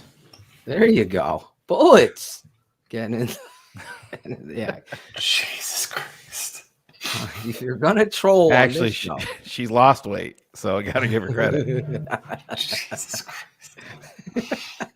Listen, we've had a great show, guys. We really thank you guys. I fucking love this show. We're gonna do shout outs now. It was good while it lasted. So we've watched Coach Nagy. You missed that a little bit. We've watched Justin Fields. I didn't miss that at all. We've watched Jason Peters, and that takes us to our last contestant for Cherie's single. What is that show? The Bachelorette. Here he is, none other than Alabama's finest, Shayne. Yeah. Eddie Jackson. Let's watch what Mr. Eddie Jackson had to say. Let's see how he tackles this situation. You just got to keep that installed in your mind throughout the game. Just continue to rap, continue to rap. Is there any difference? Like, do you keep it in your mind? I'm the last guy. I'm the last man of defense. Is that something you got to keep in your mind ahead of time where I'm the last line of defense, or you know what? I got somebody behind me to clean it up. So I can be a little bit more. You gotta keep that in your mind. You know, that's one of the biggest things, because if it get past you, I mean, it's definitely touchdown. And that's the thing that really, for as a safety, you know, you kind of got to be cautious of, because a linebacker or D lineman can miss a tackle, and you know, you got a bunch of guys rallying right behind you, you know, so it's less effective. But as a safety, last guy, you know, you can, you know, the ball gets on you fast when those guys hit the hole free. So you just got to continue to just, you know, like I said, keep that installed in your mind. Like, I can't let him get behind me. I got to rap. I got to bring him on. I got to get him on the ground, you know, no matter how much your instincts, you know, take play. You know, like I said, sometimes you want to just come in and try to knock a guy out, but you got to just remember, you know, you just got to keep that installed throughout the game. And our coaches do a good job on the sideline reminding us, like, hey, that was a good tackle, but next time make sure you bring your arms, you know, so stuff like that is just reminding you, you know, right throughout the game. Awesome. Thank you. Yep, no problem. Obviously, when there's losses, there's going to be criticism and things like that. Just curious how you feel like you've been handling that. And I have to ask you about that thing with Lance Briggs last week. Did you regret that at all? Regret? Oh, well, I wouldn't say too much of regret, you know, because I feel like, you know, it's football, you know, and for me, the type of player I am, I feel like you should never question my effort. You know, making a tackle, I know I have to make that tackle. You know, that's don't nobody go out there and want to miss a tackle. You know you have to get the guy on the ground. So, but when it comes to questioning effort and playing ability, when we all been here before, you know, we all as players, we all know how it feels. You know, when you're going out there, you laying everything on the line, trying to be aggressive. You know, things like that is going to happen, but you just got to go out there and make your plays. And like I said, when the effort part gets the question, that's the part that I have to say something about. But you know, I could take direct criticism. I went to Alabama. Coach Saban is the biggest. You know, he always, you know, coaches us on that. You got to learn how to take direct criticism. So it's not about that. Notice he didn't mention Nagy. You know, like I said, we just got to continue to fight and push through and block all that stuff out. Go ahead, Jason. Eddie, your tackling has been scrutinized for at least the last 2 years. I mean, taking everybody else's opinions out of it, how do you think you're doing in that area? In an area that, if I'm remembering right, you talked about in August wanting to do better this season. Mm-hmm. Yeah, Probably I gives think I'm doing himself pretty a solid. B. You know, I just got limited the open field tackles. You know, that's something that I've been working on. I work on it in practice and everything. You know, but like I said, effort is doesn't play a role in that. You know, I'm out there giving everything I got. So just got to continue to, you know, work on the little things. You know, taking angles and, you know, wrapping and things like that. But I feel like it's been pretty good, and it's continue to, you know, improve, and that's for us as a defense as a whole. When you say wrapping, is that part of the issue for you that you're trying to correct mentally, as opposed to just trying to deliver a big hit or trying to get the ball out without necessarily making sure you're doing a fundamental wrap up and tackle? Yeah, you know, you just got to wrap, because, you know, sometimes you can go in a game, you know, especially when you're trying to make a play, you know, you want to go and try to lay a big hit on the guy, try to knock the ball out, or when you're trying to script at the ball, but you want to you have to get the guy on the ground. You know, we coach, you know, first man and second man to the ball. You know, that's the type of thing we coach. So we just got to continue to, you know, stay on top of those keys. And that's something that you got to put in your mind, you know, when you're going in on the tackle, like, okay, just remember to wrap, you know what I mean? Because sometimes, like I said, when you're going out there, you just flying around, man, and you're just trying to make plays, you know, all that stuff kind of leave, and you just going out there trying to be aggressive. And sometimes it can pay off, and sometimes it can hurt you. So just got to continue to, you know, keep that in the back of your mind every time you go in, make sure you wrap. There he is. Yeah. He's calling his coach, but it's Nick Saban, as we've said many times before. Well, Nick Saban benched his ass. I've talked about it Exactly. for weeks here. Many times before. I don't care if you're a captain. If you're not going to tackle, you're going to be sitting over on the fucking bench. And he did it. He benched his ass. The fact that he voices Nick and not Nagy when you're a professional. Yeah. There's a moment in Ted Lasso. If you check out that show, shout out to Jim Larison and Jackal telling me to check this show out. And I've totally on board with this show. Yeah, it's great.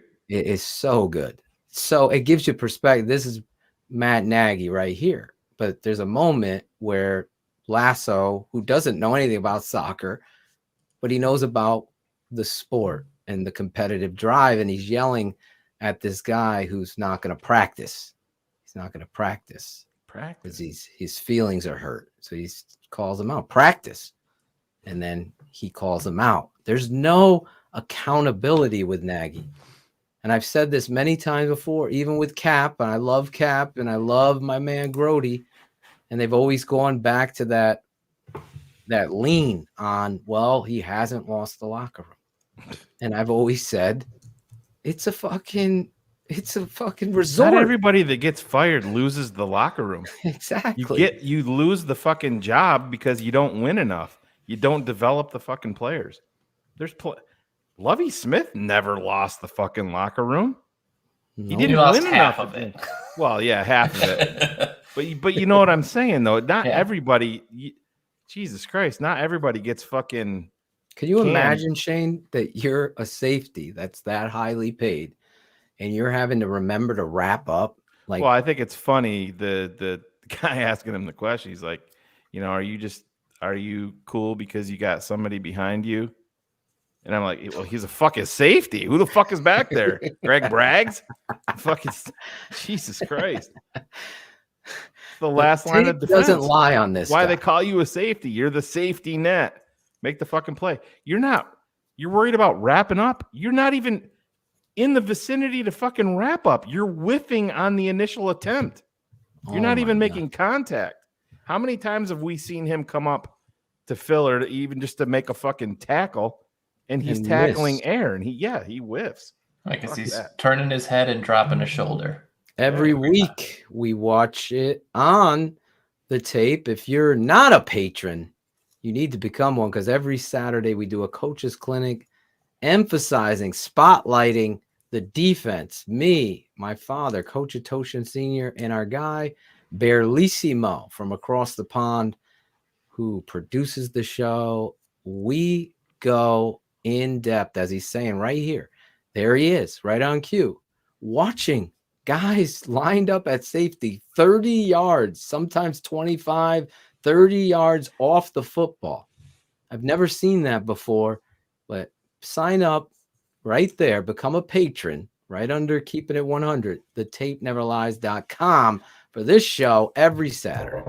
Ladies and gentlemen, class is now in session. X's with the O's. X's with the O's. Every Saturday, we're going to break it down like nobody else does. Nobody.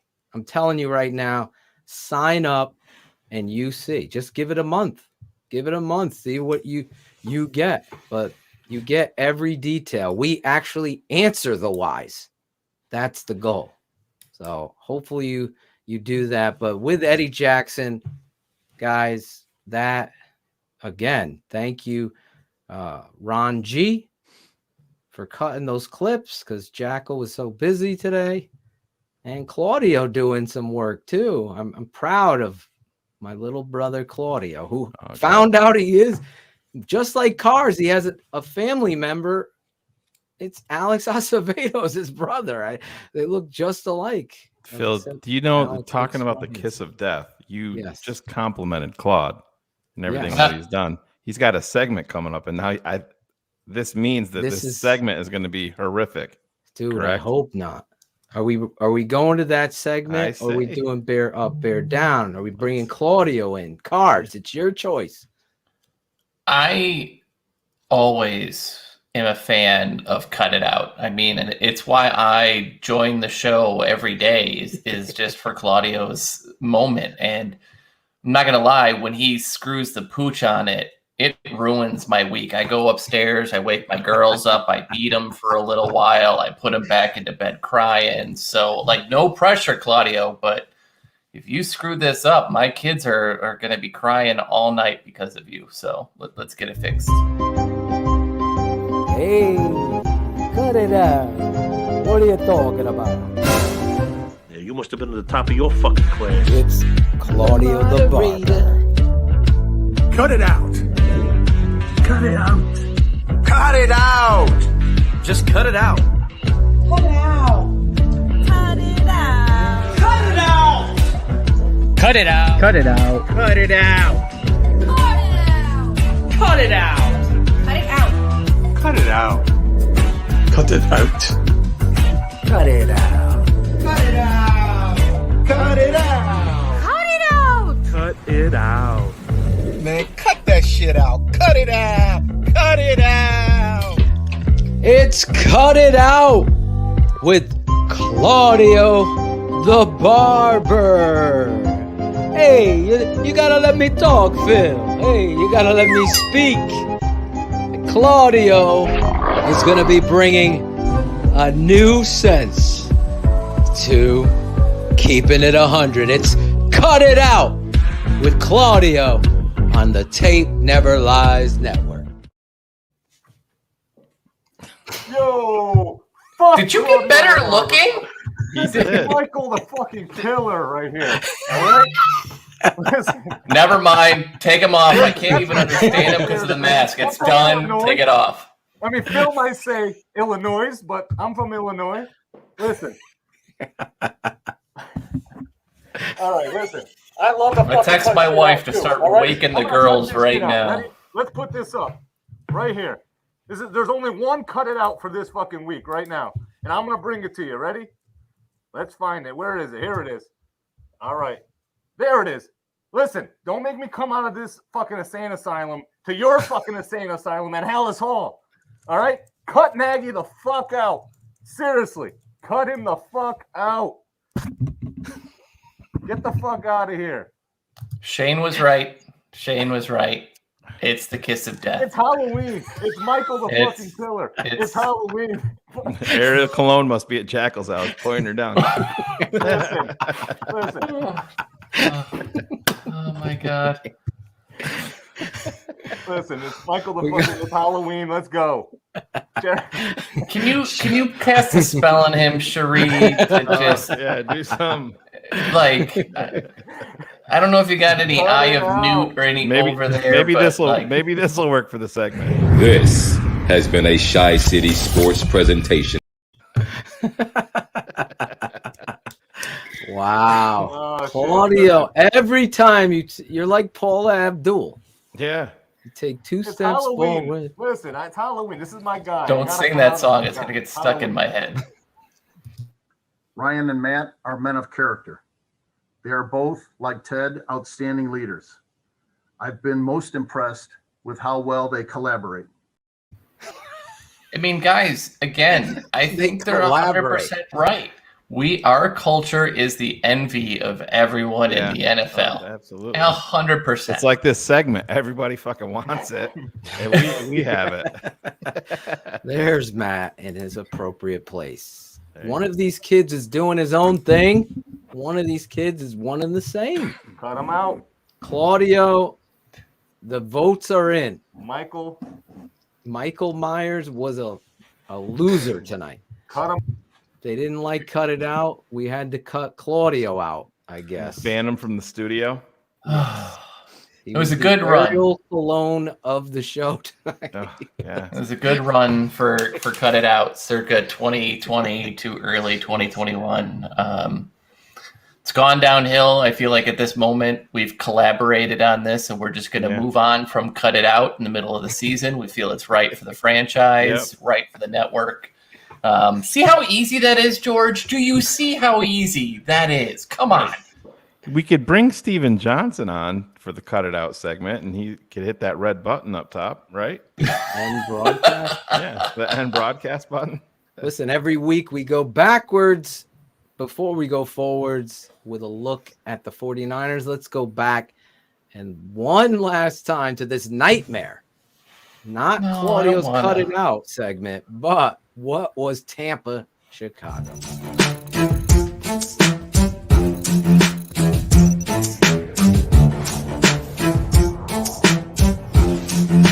Philatosion, Shayne Marsaw, the Tape Never Lies Network. A bear up, a bear down. It's Draft Dr. Phil and the smartest man around. A bear up, a bear down. It's Draft Dr. Phil and the smartest man around. A bear up, a bear down. It's Draft Dr. Phil and the smartest man around. A bear up, a bear down. It's Draft Dr. Phil and the smartest man around. A bear up. This week, Draft Dr. Phil and Shayne Marsaw, the smartest man. Bear ups and bear downs of the week. Yes, update. We have no idea where Angelo is. Shayne and I talked to him on the phone. Logan, I see a Should lot we of reenact that phone call? Sure. Yes, You please. ready? Yeah. This is great. Yeah, hello? Hey, Angelo. Oh, hey, Coach. How you? Hey. Oh, you sound better, Angelo. You Is sound that- good. I hear somebody else on the phone with you. Is that Alex? No, it's not Alex. Who is it? It's Shayne.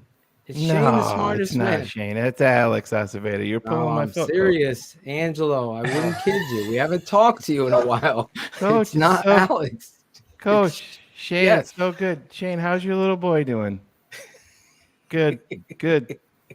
Thanks, Angelo. I appreciate it. Oh yeah, I've been praying for him every day. Anyways, guys, I gotta go. I can't be funny no more. I gotta go. My dad needs me. Well, Angelo, how's your dad feeling? He's doing great. But guys, for real, I gotta go. I gotta go. I have so much on my plate. I'm just trying to do the right thing. I gotta go. Coach, thank you. Shayne, thank you. Alex, if you're on the other line too, thank you. That guy's a No, we're very economical, my family.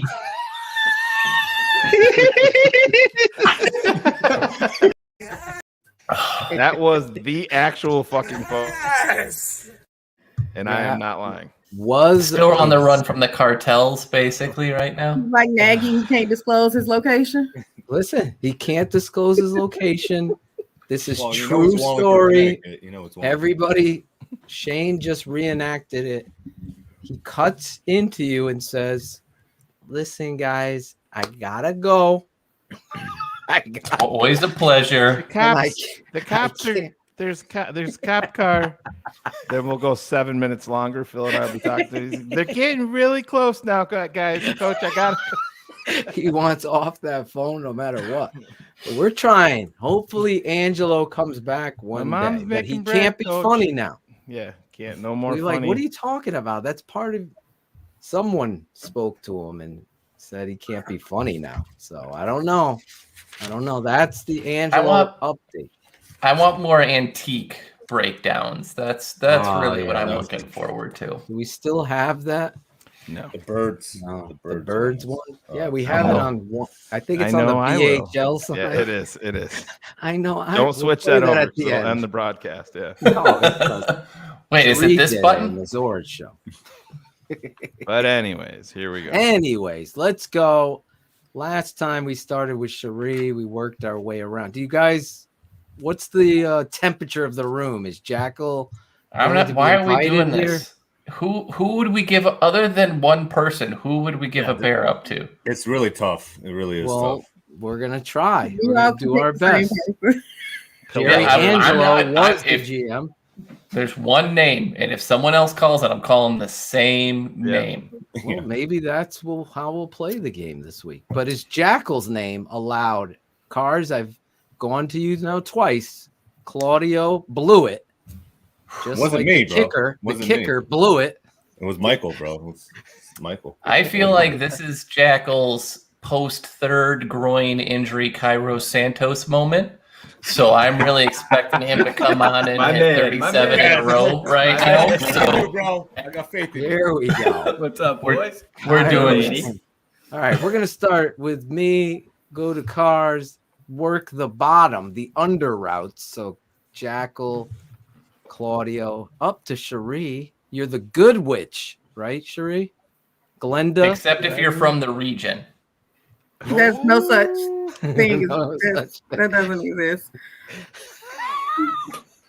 Cars starting it out. End on Mr. Marsaw, then back. So Shayne will get the layup if he takes it. My bear down, though, is none other than Matthew Nagy. To do what he did after the game on Justin Fields, to me, is the reckoning. That is the moment the GM and every person that's a minority owner or whoever goes to ownership and says, no, this is a travesty of epic proportions. This isn't Kyle Brandt running the fucking Bears. Let him do his soap opera series on his fucking show. This is a fucking national treasure, the Charter franchise. And you're throwing Justin Fields to the fire because he's a young player and he can't know your place. Fuck you, Nagy. Fuck you. As I said in my rant, three times. Well, what was that song? Was it Kenny Rogers? Once, twice, three times a lady? Was it Jackal? Well, that's what it is. We've seen it once. We've seen it twice. This is the third time. It's got to end. So, Matt Nagy, you are my motherfucking bear down this week. Cars. It was the So my bear down is pretty. It's pretty simple. My bear down is Tom Brady. I felt what he did was very disrespectful to us. No, I can't pick a name. Like if it's anybody other than Khalil Herbert, nobody deserves anything in my mind. So bear down everybody but Khalil. I'm cheating this week because that game was so terrible. Every week. I know. That's my thing. Yeah. Yeah. I cheat, Phil. I cheat to win. This is how I do. That's the Packer way. You gotta cheat to win. You gotta cheat. Claudio's my referee, and he just okayed it, so we're all Claudio good. Didn't. You put the hex on Michael Myers, but okay. So you've completely taken every choice, but That doesn't mean Jackal can't have his. Go ahead, Jackal. Man, you took both of them. Both of them. I wanted to say Mustafa. You know, that's yeah. Go ahead. That's my bear down is Mustafa, the roller. You sure you want Jackal in this show? This I game? do. He always blows the game. That's why I want it, because it takes off the little the shine off of what I just did, so it works out really well for me. Smorstifer. He's right, Bearlissimo. I like that. As I said in my rant, he's a fucking marshmallow. Put him in the fire, and he's your s'mores. S'mores. That's it. S'mores. Great. S'mores. So, yes, say it and complete it. Mr. Mustafa is my bear down. There you go. Claudio the Barber. All right. I don't know. I'm surprised nobody picked this dude. Allen Robinson, bro. I mean, this dude is just disappointed. He gave up on a fucking couple plays last week. The dude, I got him in fantasy. He's killing me in fucking fantasy. I can't even start him.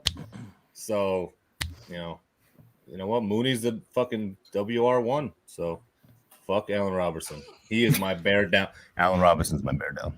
There you go. And you got Allen Robinson or Robertson? No, Allen Robinson. Okay. He did the lean in. He gets extra points for the well played, Matt Waldman podcast, the football guys mock there. Cherie, the good witch. Who is your bear down? So because I only watched the first half of the game, I couldn't stomach the second. Me too.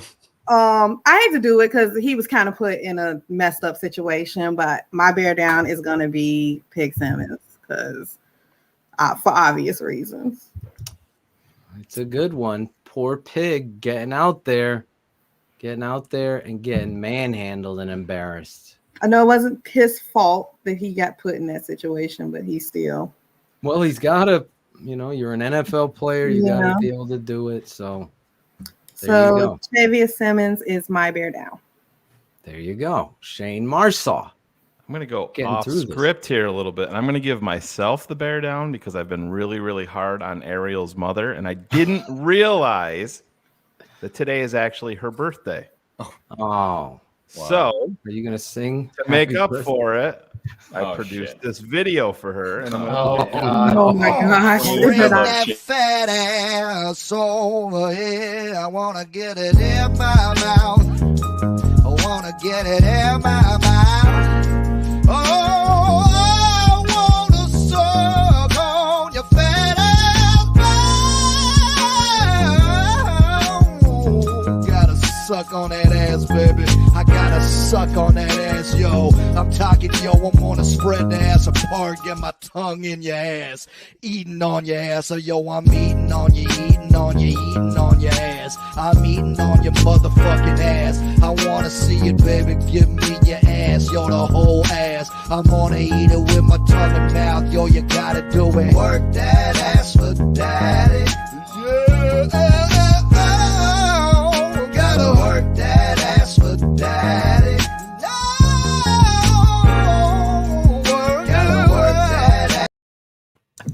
So happy birthday, you dumb bitch. Anyways, my bear down. Wow. We may never be on air again. I need to have somebody like Claudio or Jackal or Braggs riding down the street playing that song and filming. People's tried it with Angela. We tried it with Angela. Yeah. We gotta Please put him on the scooter when he does it. I'm though. glad I That's waited what I want. until that video came out and you played that because I was gonna say it's also my daughter's birthday today. So, I'm glad I waited. I'm glad Cut I it out, waited. Claudio. Cut it Shayne out. playing Well, we again. can tell. Bring that.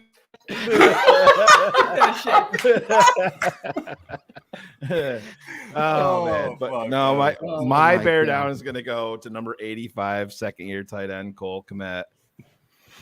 Listen, plays can dictate games, momentum changers, and that fucking drop that Cole Kmet had just can't fucking happen. Oh, You yeah. never know, man. One fucking play can change the outcome of a game. Very likely wouldn't have in this situation, but still, you got to make that fucking play. I don't want to hear that you're not getting fucking reps and shit like that, and you need this and you need that. When you're in there and the ball is placed perfectly and you fucking drop it, you're my bear down. So Cole Kmet, you are my bear down. The show is fun. Angela's first time on the show. Wow. She wants the song for her son, for God's Dude's sake. talking about eating ass. My son's birthday was Monday. Can we play the song for him? Your son's birthday? All right. That's got to be the new birthday song, for God's sake. Oh, for ring that fat. My daughter's birthday's tomorrow, so I'm just. He has keeping it some on. incredible songs. If you've Yeah, ever he seen does, Mark Marsaw. Ripley, He's the best. I would love to He's get him on the incredible. show. Dude, he sells out Madison Square Garden. he's amazing. Dead serious. He's Oh amazing. my God. He did one with Wayne Brady. It was fucking amazing. It is. I saw him on the Breakfast Club, and he was just fucking killing it there. That was awesome. He's I can't get enough amazing, of his stuff. talented. It's hysterical. Yeah, you could. One night, me and Steph, after Shayne had pulled this prank, saying that was Greg Braggs when we were on a podcast, so no one could see. And people thought it was Greg. They're like, That's "Oh my awesome. God!" Well, I this have shit- Greg, and it looks like he's lip syncing to it. Yeah, he's dressed up like a pimp. It's actually pretty funny. I still have it. Can you upload that? But I'm sitting, and we went down a full Rebel A little rabbit Harry hole. Mack, Like Luke you just Daddy? went, oh my God. I don't know who Loop Daddy is. Actually, I think Loop Daddy, my boy Jeff, loves Loop Daddy. They sing, right? That guy has a great, sounds like Michael Jackson. That's Loop Daddy. Jackal. Yeah. Okay. Loop Daddy. Check them out. Check out Mark Rebel A. Hey, Rebel A. Hey Shayne, Michael he keeps asking in the chat, what's the history about Ariel's mom? Oh my God. Well, Ariel has a big problem with DDP over there, has for a lot of years, and he tries to sneak in and get his little digs because he's a jealous little bitch. Whatever, it's fine. No idea why. Listen, yeah, Gonna doesn't get matter. his We own have show fun with somewhere it. else. Ariel's sitting in a fucking rusted out pink and white trailer someplace, being like, I could fucking do what they're doing. These guys are terrible. And Right. whatever. Meanwhile, he's That's- watching every show. Yeah, he's creating extra YouTube accounts because we block everyone.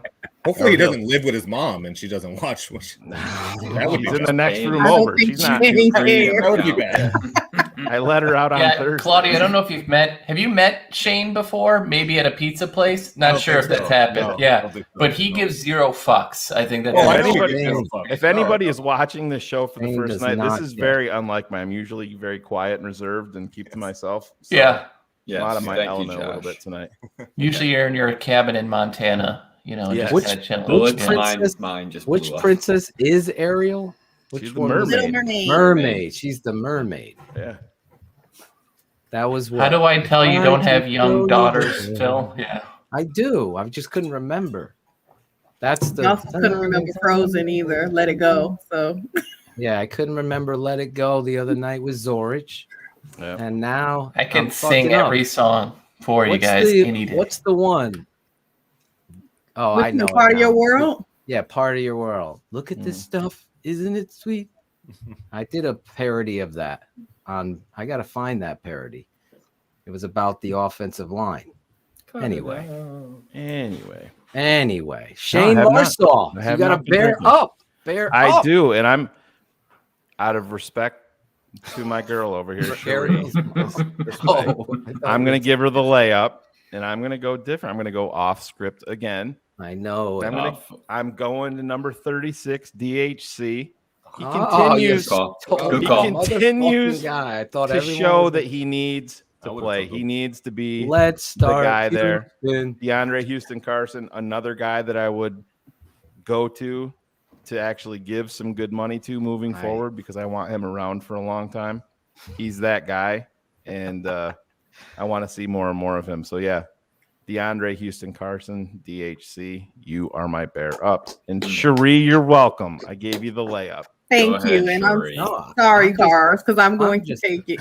I'm just happy that you stole mine first out the gate. DHC needs a little bit more love from this show. Angela, Some respect I'm on so glad this show makes your Wednesdays cool.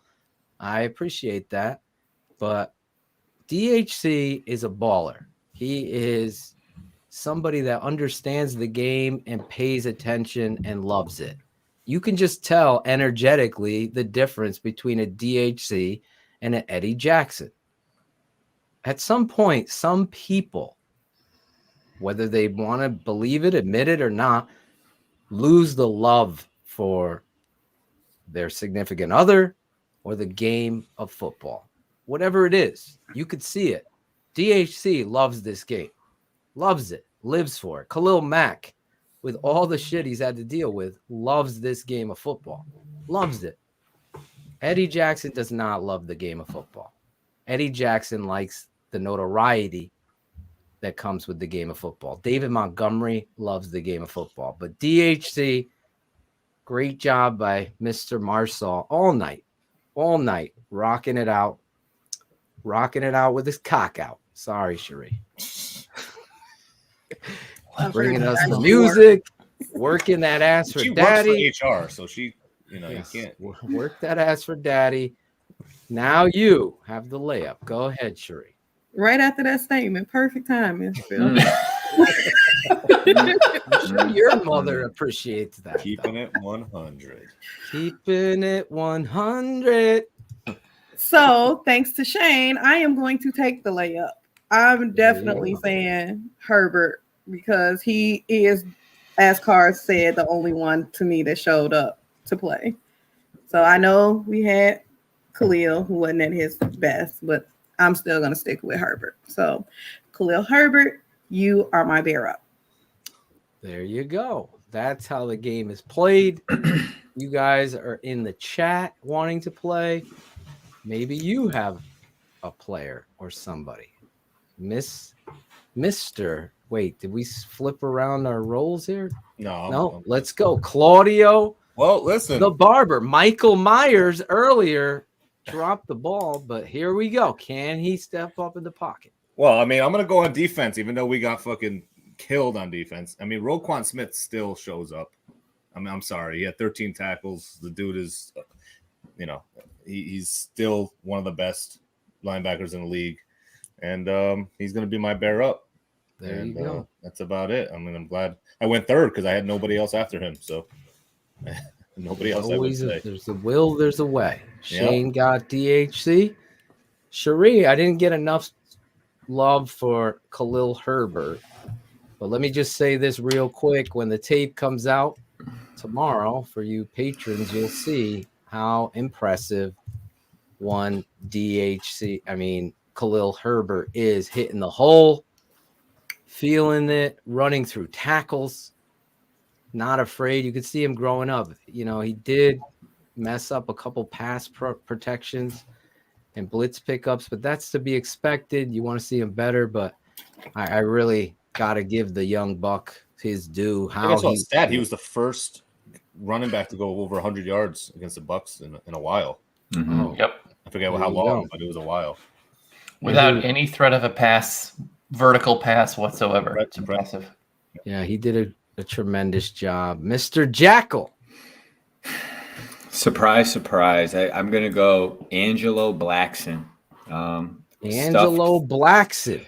Stuffed three, had three nice run stops on defense. There wasn't much to really cheer for on the defensive side of the ball, but I thought he gave an effort that was worthy of, just he tried to show out and do his thing, at least represent the front of the jersey, not the back. And that's what I want to see. Granted, we got our asses, handed to us and our shit pushed in. So my bear up is Mr. Blackson. Nice.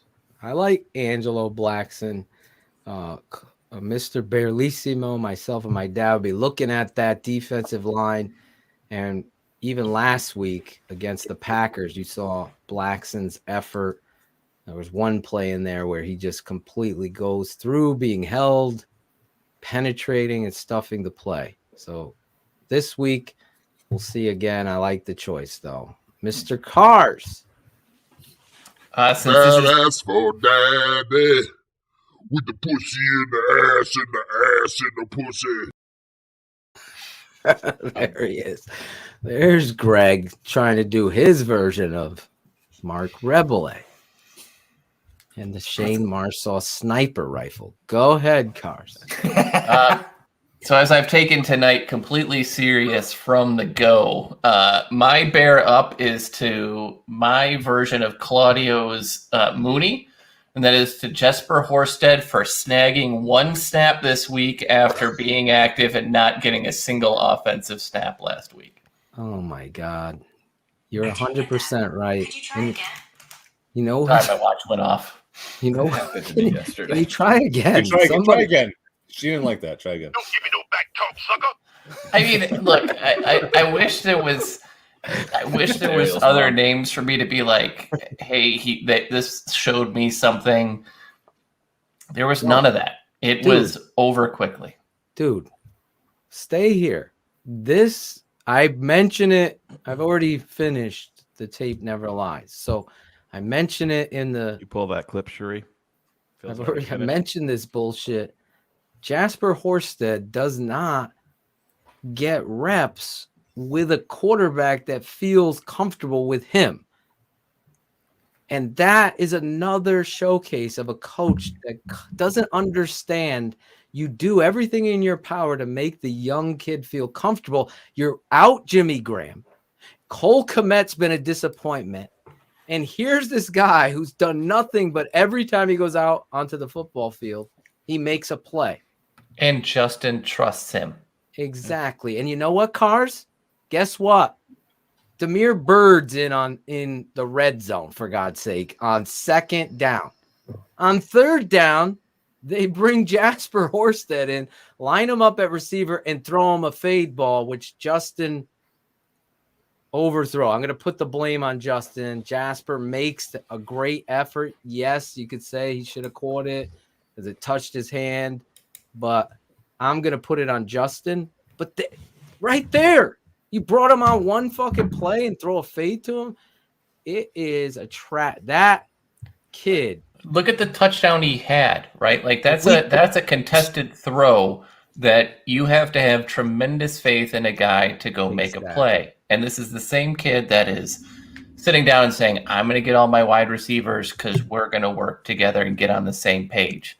Listen, we joked about it when Mitch was here and who was the wide receiver from Wyoming that we all wanted him because they had a connection in camp. What was his name? Gentry. Gentry. There you go. Tanner Gentry.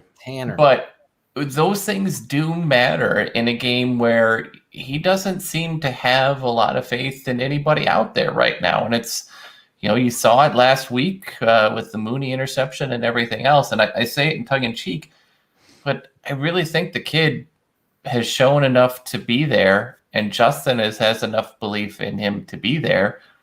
There's no reason he's not getting 30-plus snaps in this offense. There's none.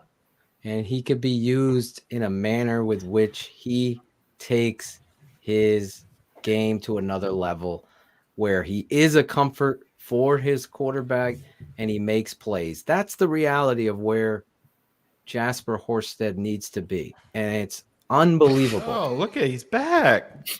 He just doesn't Baby, come back. I think people are just doing it to get. That's his dad. Yeah. Well, I'm going to go with the tape here because that's what I do. And I think Barlissimo will join me in saying this after watching the tape. James Daniels is a filthy fucking animal. Was it a perfect game? No.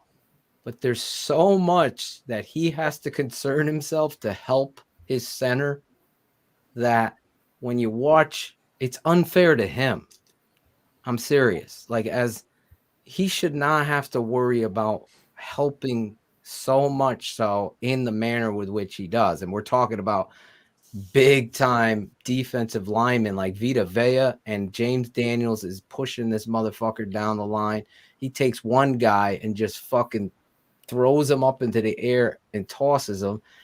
James Daniels, again, what he does out there, you'll see. I confront James on the tape because I don't know what he's doing. But again, is this coaching? I've never seen, and I'm going to talk offensive line talk without a chalkboard here. But if you have a 3 technique shaded inside or 2 eye technique and the center's right here and the guard has to get up onto the backer, but the guard has to worry about your center. So now it takes him off the flow of the path to get to the linebacker. It's a problem. It's handicapping what it is that you could do. The center position. That's why he was my bear down. My bear up is James Daniels. James Daniels. There you go. Shayne, you have tweets this week? No tweets. Oh. I am sorry. I was okay. Preoccupied. No I'm not sure with tweets. what. No tweets. Some sort of editing. Yeah. No tweets. Even worse. Like Jackal this week. You didn't do shit, right? Oh, bring that fat ass over here. I want to get it in my mouth. I want to get it in my mouth. Oh, I want to suck on your fat ass. Gotta Somebody's making a baby You to did that enough. one tonight. Just playing that not video, me. Shayne did enough. I'm not. I can't make it from the You made couch. the whole fucking show. I'm an idiot. Yes. Tell him. There we Yes, go. you There's our are. dumbest tweet of the week. Yeah, there you are. Listen, if you don't know the whys, What are the whys? you better ask somebody, because this show right here is the best Bears show on the planet each and every week, every Wednesday night. I've already told you that Olin Kreutz will be back after the Pittsburgh Steelers game. I believe, Cars, you are going to have a special meetup this weekend. Is that still going down? Have you connected with Eric Kramer? No. What? Don't give me no back talk, sucker. Yeah. Come on, Willis. You haven't caught up? This is supposed to go down this weekend. Yeah, I sent you his content. I get celeb nervous, and especially when it's him. So, Shayne. Stop You being a need to pussy and come play the on. clip. Oh, bring that fat ass over here. I want to get it in my mouth. I want to get it in my mouth. Oh, I want to suck on your fat ass.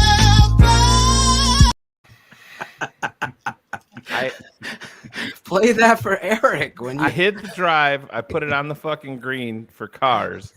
and I 4-putted it. Yeah.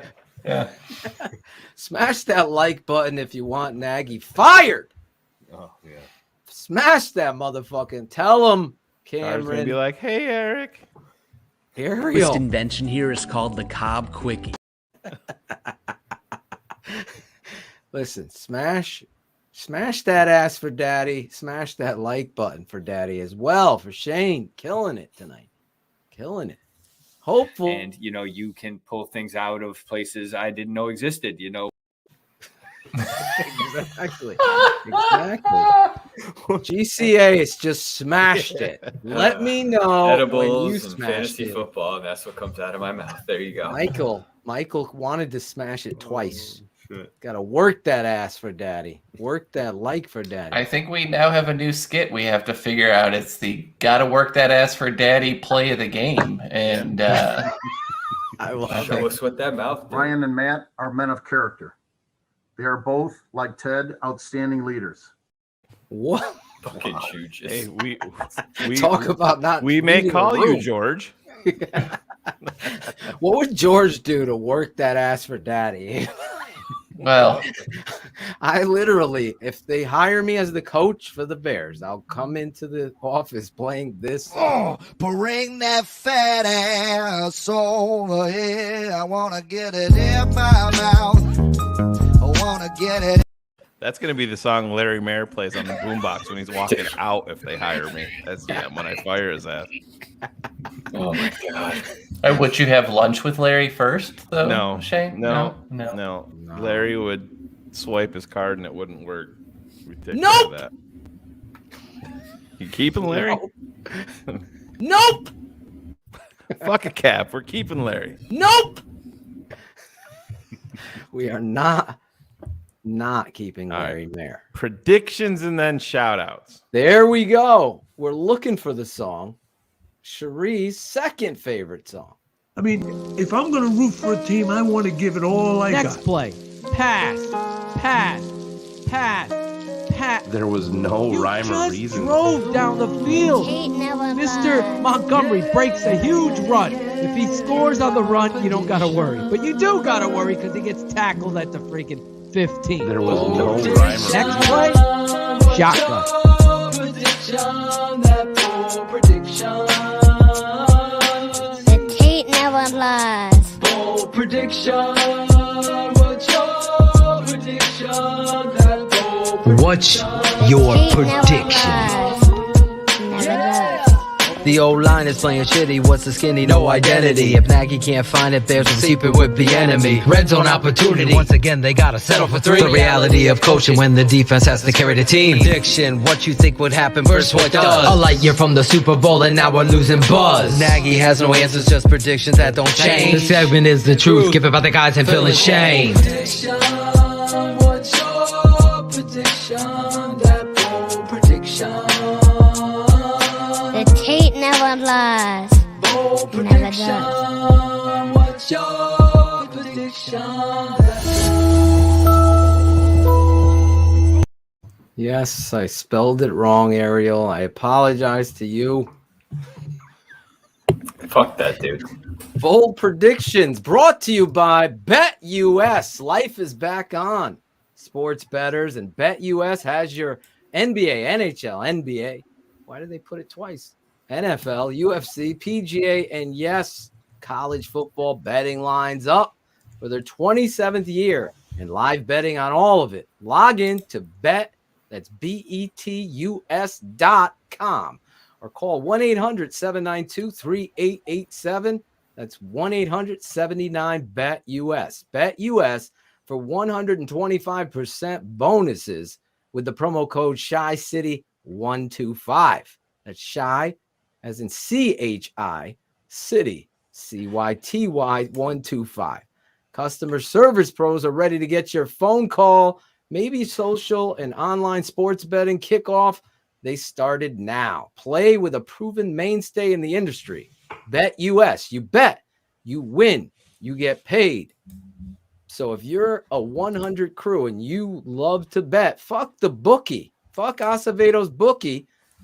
Go to betus.com. Use the promo code ShyCity125. That's betus.com. Breaking news. The tape never lies. Network breaking news. I have to apologize. I've been caught red-handed. I took Ariel's mom shopping and we got caught on the security camera. And now it's all over social media. So I'm going to jump the gun here and I'm just going to play it. We got caught, but here we go. I'm ashamed.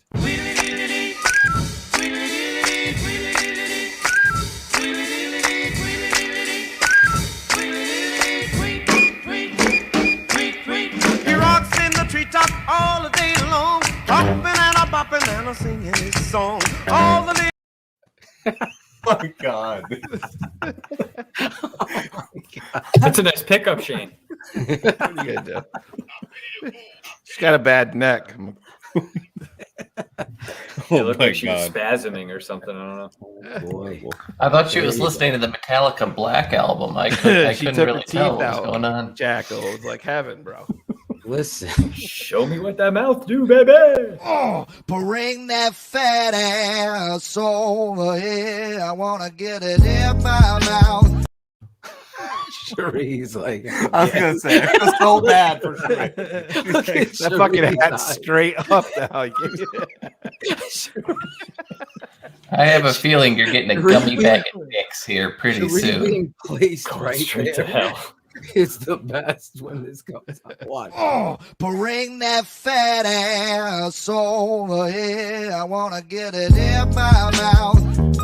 I want to get it in. It's the perfect setup. There you go. Anyway, Phil, before we get into the predictions, you know what it is? Autumn is in the air, Phil.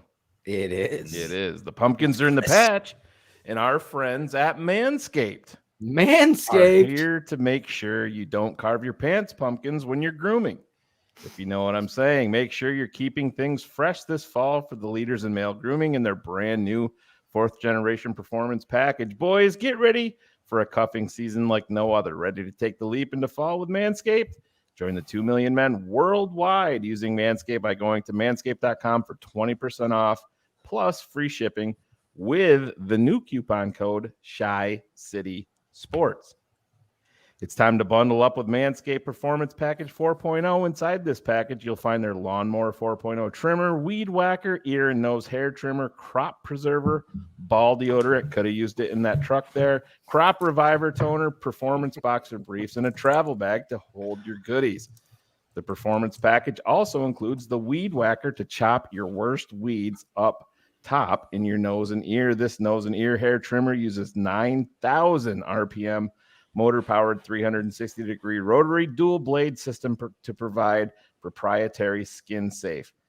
Manscaped even threw in 2 free gifts, their Performance Package 4.0, the Manscaped Boxers, and the Shed Travel Bag. Get comfy on the way home to go this season. Get 20% off and free shipping with the coupon code ShyCitySports at manscaped.com. That's 20% off and free shipping with the code ShyCitySports at manscaped.com.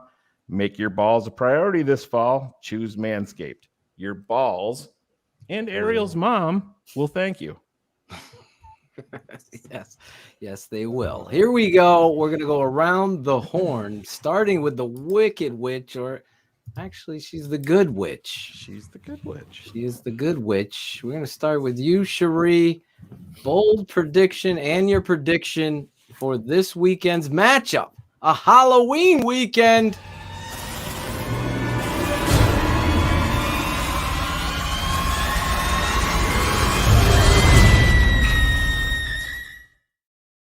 Yes, Bears Hour live right after the game, Cherie. We will be breaking down 49ers Bears real quick, as I say, real quick, because the kiddos got to go Halloween trick-or-treating here.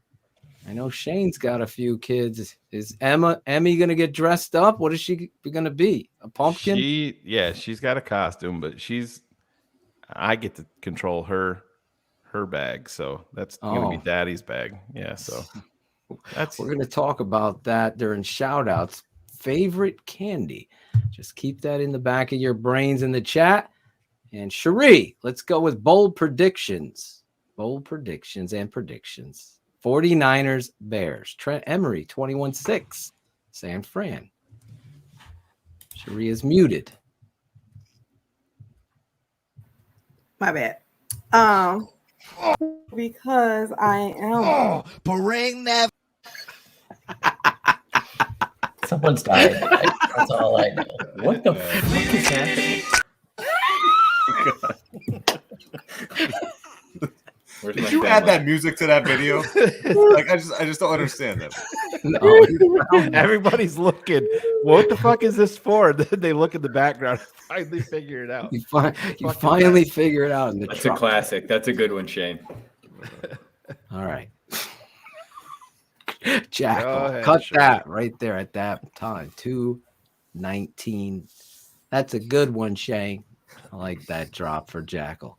Cherie. Yes.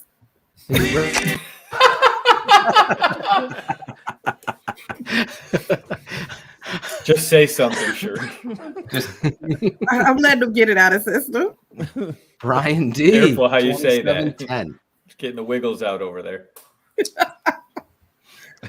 Will Scott, 24-10 49ers. So, as I was saying, because I'm a glutton for punishment and I'm apparently in an abusive relationship with the Bears. Yes.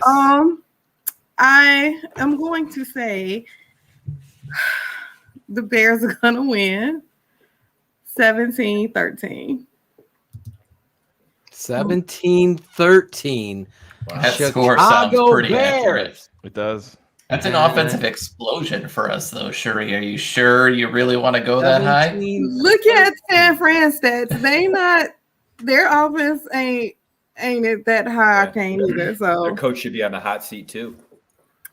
Oh, it's the matchup of two front offices and coaches that need to be fired for They sure. mortgaged everything for a bigger prospect. And because the Bears have yet to yet to pass over 200 yards this season, I am going to predict we have 200 yards in passing. And I will continue to predict that as my bold prediction until we actually make it happen. Are we playing a doubleheader on Sunday, Shuri? Oh boy! Yeah, I'm finding it. Can I count the Bulls? Doubleheader. Double ender. Angela, 26-17. 49ers. Ken Vance, 24-10 Niners. That's Bob Vance's son. Bob Vance. Is it? Refrigeration. Yes, he told me. 15-11 Bears. Look at Ivan Vargas. We're getting the safety, baby. We're bringing the safety back. Getting a safety. Ivan, who gets the safety? That's what they both do. Apparently, that's your bold prediction. No, you can get 15 from 5 times 3. Chris is 15. I want to know. We'll do math later. We'll do math. Cars. I was choking. Sure, trying sure. To get Yeah. Has any team, has any Matt Nagy team scored over 25 points in back-to-back weeks? Somebody look that up. I want to know. When's the last time we've scored 25 points? I mean, jeez.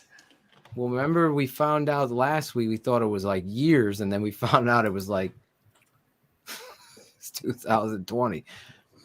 So what? Look that up, somebody. So we did it. Hayden left us. Yeah, he had to leave. We did it last year when police were coming to investigate him. When Laser took over, because we scored over 25 each game until the Packers game. So maybe the last Packers. After that 6-game losing streak that they patted themselves out of the back to get out of. Well, no, they did 25 against Green Bay, 30 against Detroit, and then they won the 3 games where it was 36, 33, and 41. See, there you go. See, I knew I could count on you. Alan Golden, that's it.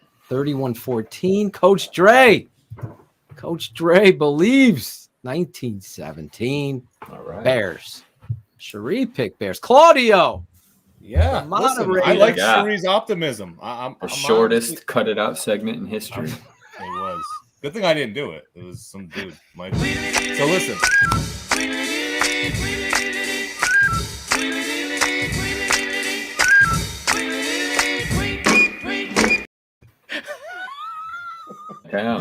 I can't. All right. She was trying to afford a haircut at Claude's shop. She needs 4 more of those. Listen. All right. Listen, I think the Bears are gonna win again this week, dude. I think they're gonna win. Give us the score. I think they're gonna win 20-13. I think the defense is gonna show up. I think they're without 20-13. Nagy on the sideline. 20-13. Yep. And I think my bold prediction will be. Let's see. Justin Fields scores a rushing touchdown to win the game. Ooh. To win the game is the key. They're going to be playing this. What was that? There we go. Jackal, you are the librarian. So last week, do you have the results from last week? What the prediction? Okay, can you go through them? Claudio. Every time we get to you. Yeah. No, last week. From last week. You want me to bring it up right now? Yeah, give me 2. Yeah, because you're the librarian. I could skip you, come back. He smells like his room smells of rich mahogany. Rich mahogany. Bring that fat a soul. Yeah, I want to get it in my mouth. Here we go. Here we Where go. you go? Yes. Where do you want to start, with Claudio or Claudio, Shayne? yes. Claudio. 30-14 Tampa. Nagy uses both challenges. Fucking brainiac. Struck out again. We don't have to say man. Cherie. 33-17 Tampa. 33. Bears What was go her up bold? 14-0. That was bold. That was. All right. That was. You want to just the week before it could have been true. But how next about one? Shayne? Shayne was 43-12, 4 Santo field goals. You were off by. We got one. It was very close. What was the I final score? let's see. 30. What was the final? 38-3. 38-3. What Ron about G, Cars? 30. The Ron G, the Ron serial G's man, first appearance. 34-17. Tampa Bay had 5 sacks. Breaking news. The tape never lies. Network breaking news. And Ted Phillips was the mastermind of all of it. And Ted Phillips is the reason why, and the only reason why, the McCaskies have control of the Bears right now, and it's not under Hallis' hands. Day. Hey guys, what's going on?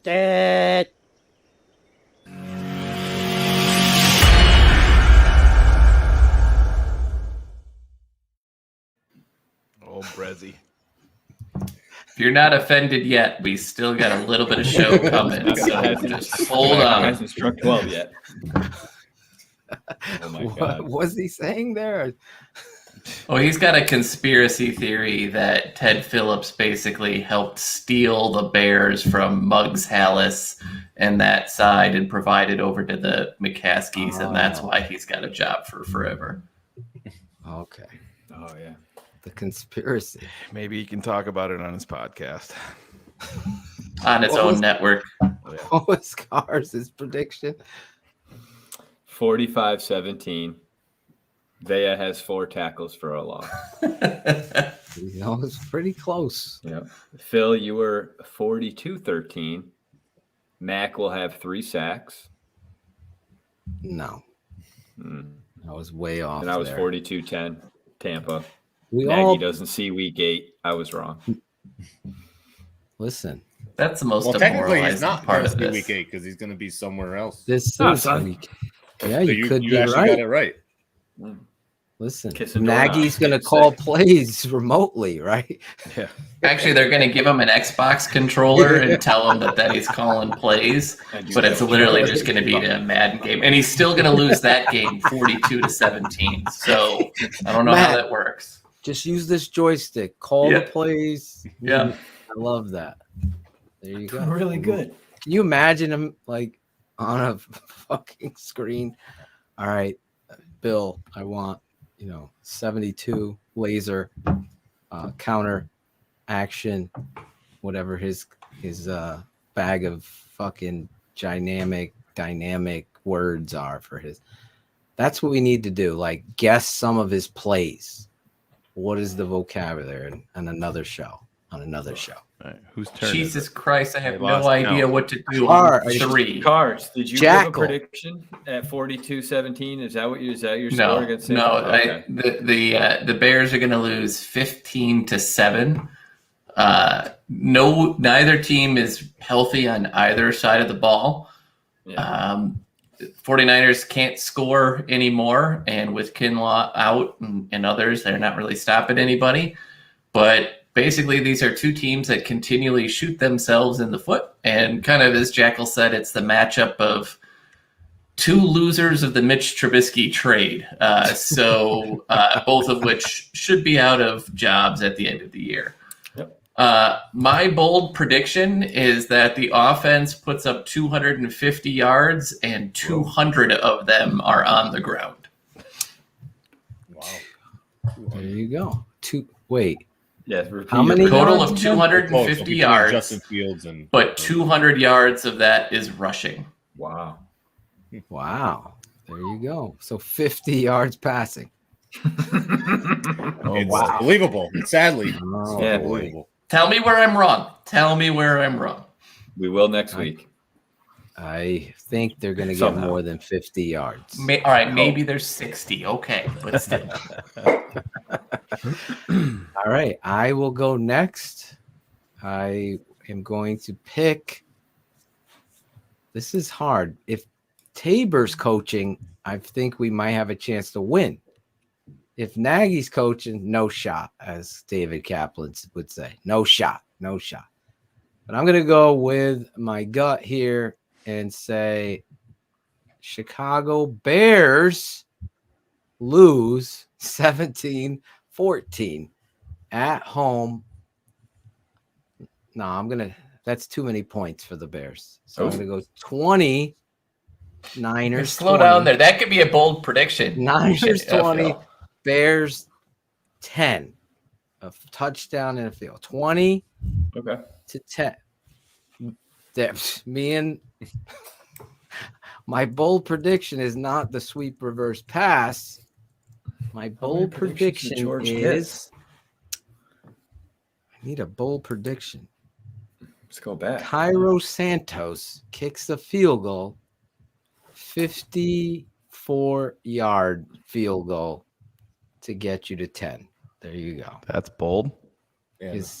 All right, 58-yard field goal. Is that bolder?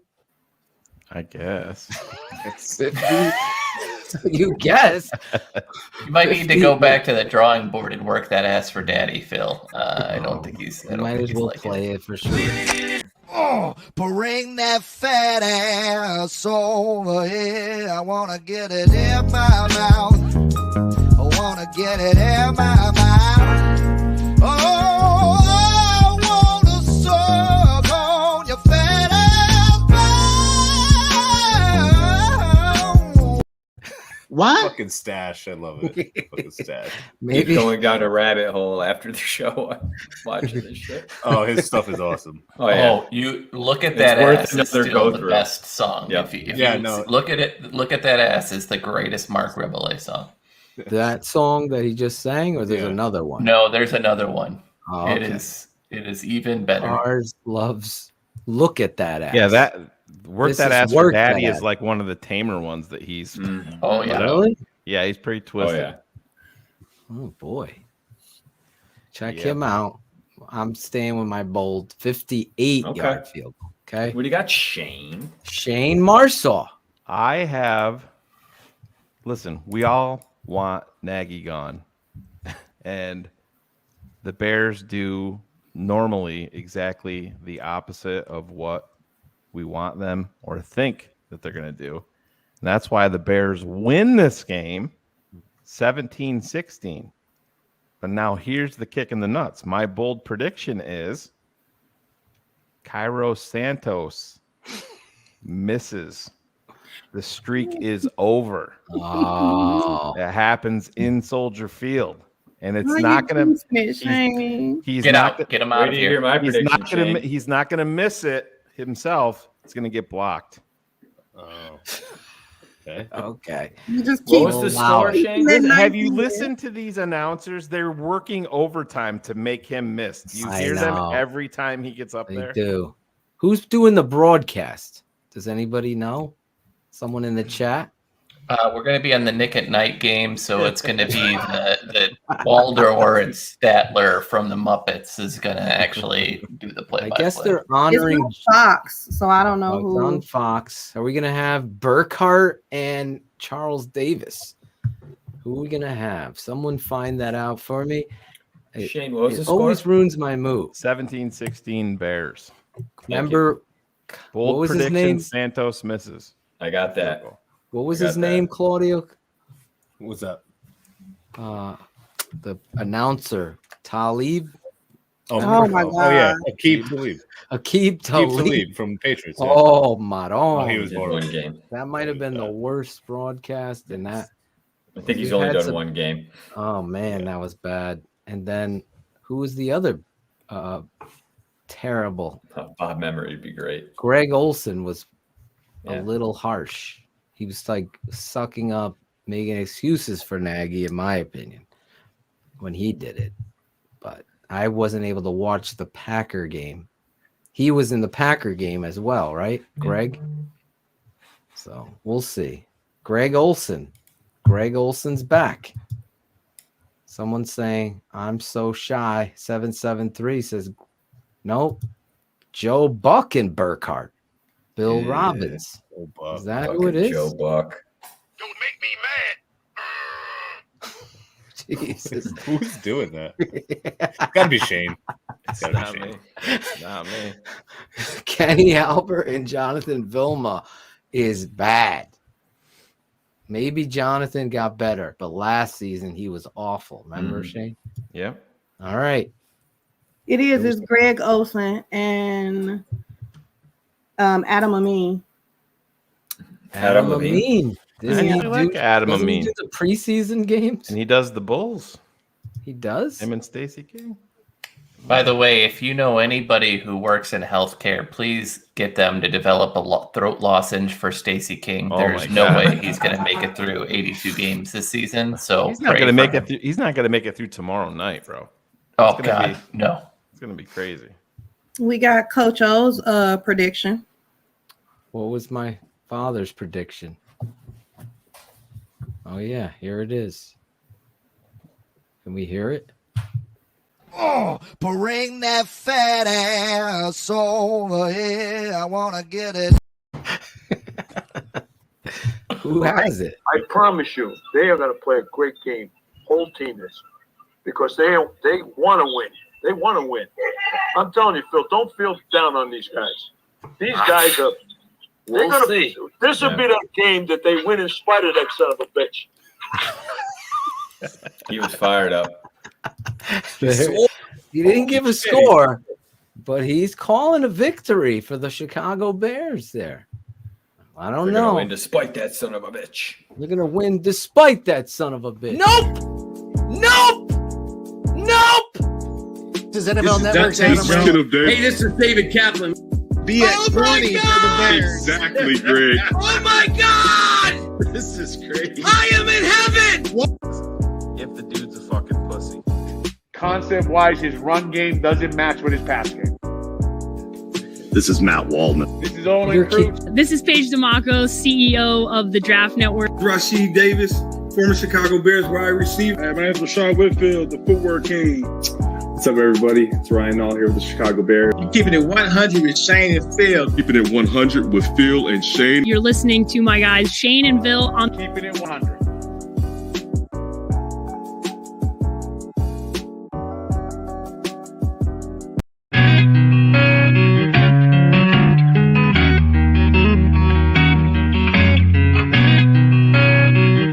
Shout out Tape Never Lies.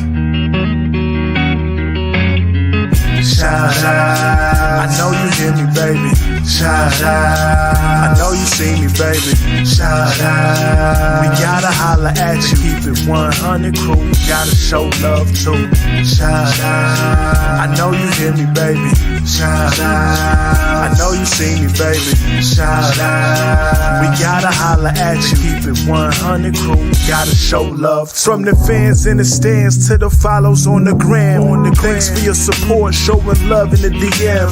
We stay Spencer strong, fight together till the end. Now it's time to shout out worldwide friends and fam. The network that keeps it real, 100 crew. So many in the world that I gotta show love to. For some this part signal show is at its end, but for me it's so important to thank the charter members and the fans. Built the network, speak the truth through the tape. Never run around the truth, no narratives we create. Set them straight, no bubble screen on 4th and 8. Audio Shayne getting nervous cause keeping them up too late. That's it, no more to say they get the shot of vital. But hurry up cause the postman's getting homicidal. Shout out. I know you hear me, baby. Shout out. I know you see me, baby. Shout out. We gotta holler at you. Keep it 100 crew. Gotta show love too. Shout out. I know you hear me, baby. Shout out. I know you see me, baby. Shout out. We gotta holler at you. Keep it 100 crew. Gotta show love too. The network that keeps it real. Sense is strong.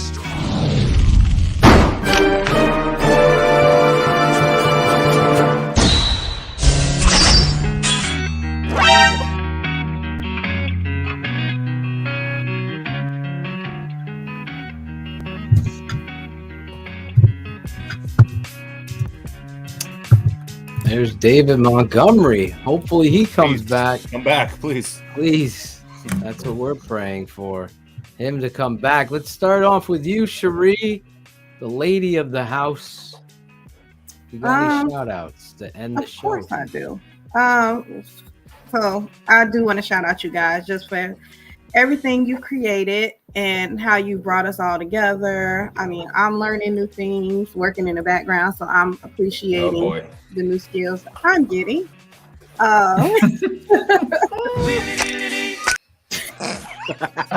Shayne, if you could just throw up Don Edwards' comment for me, I'd appreciate it.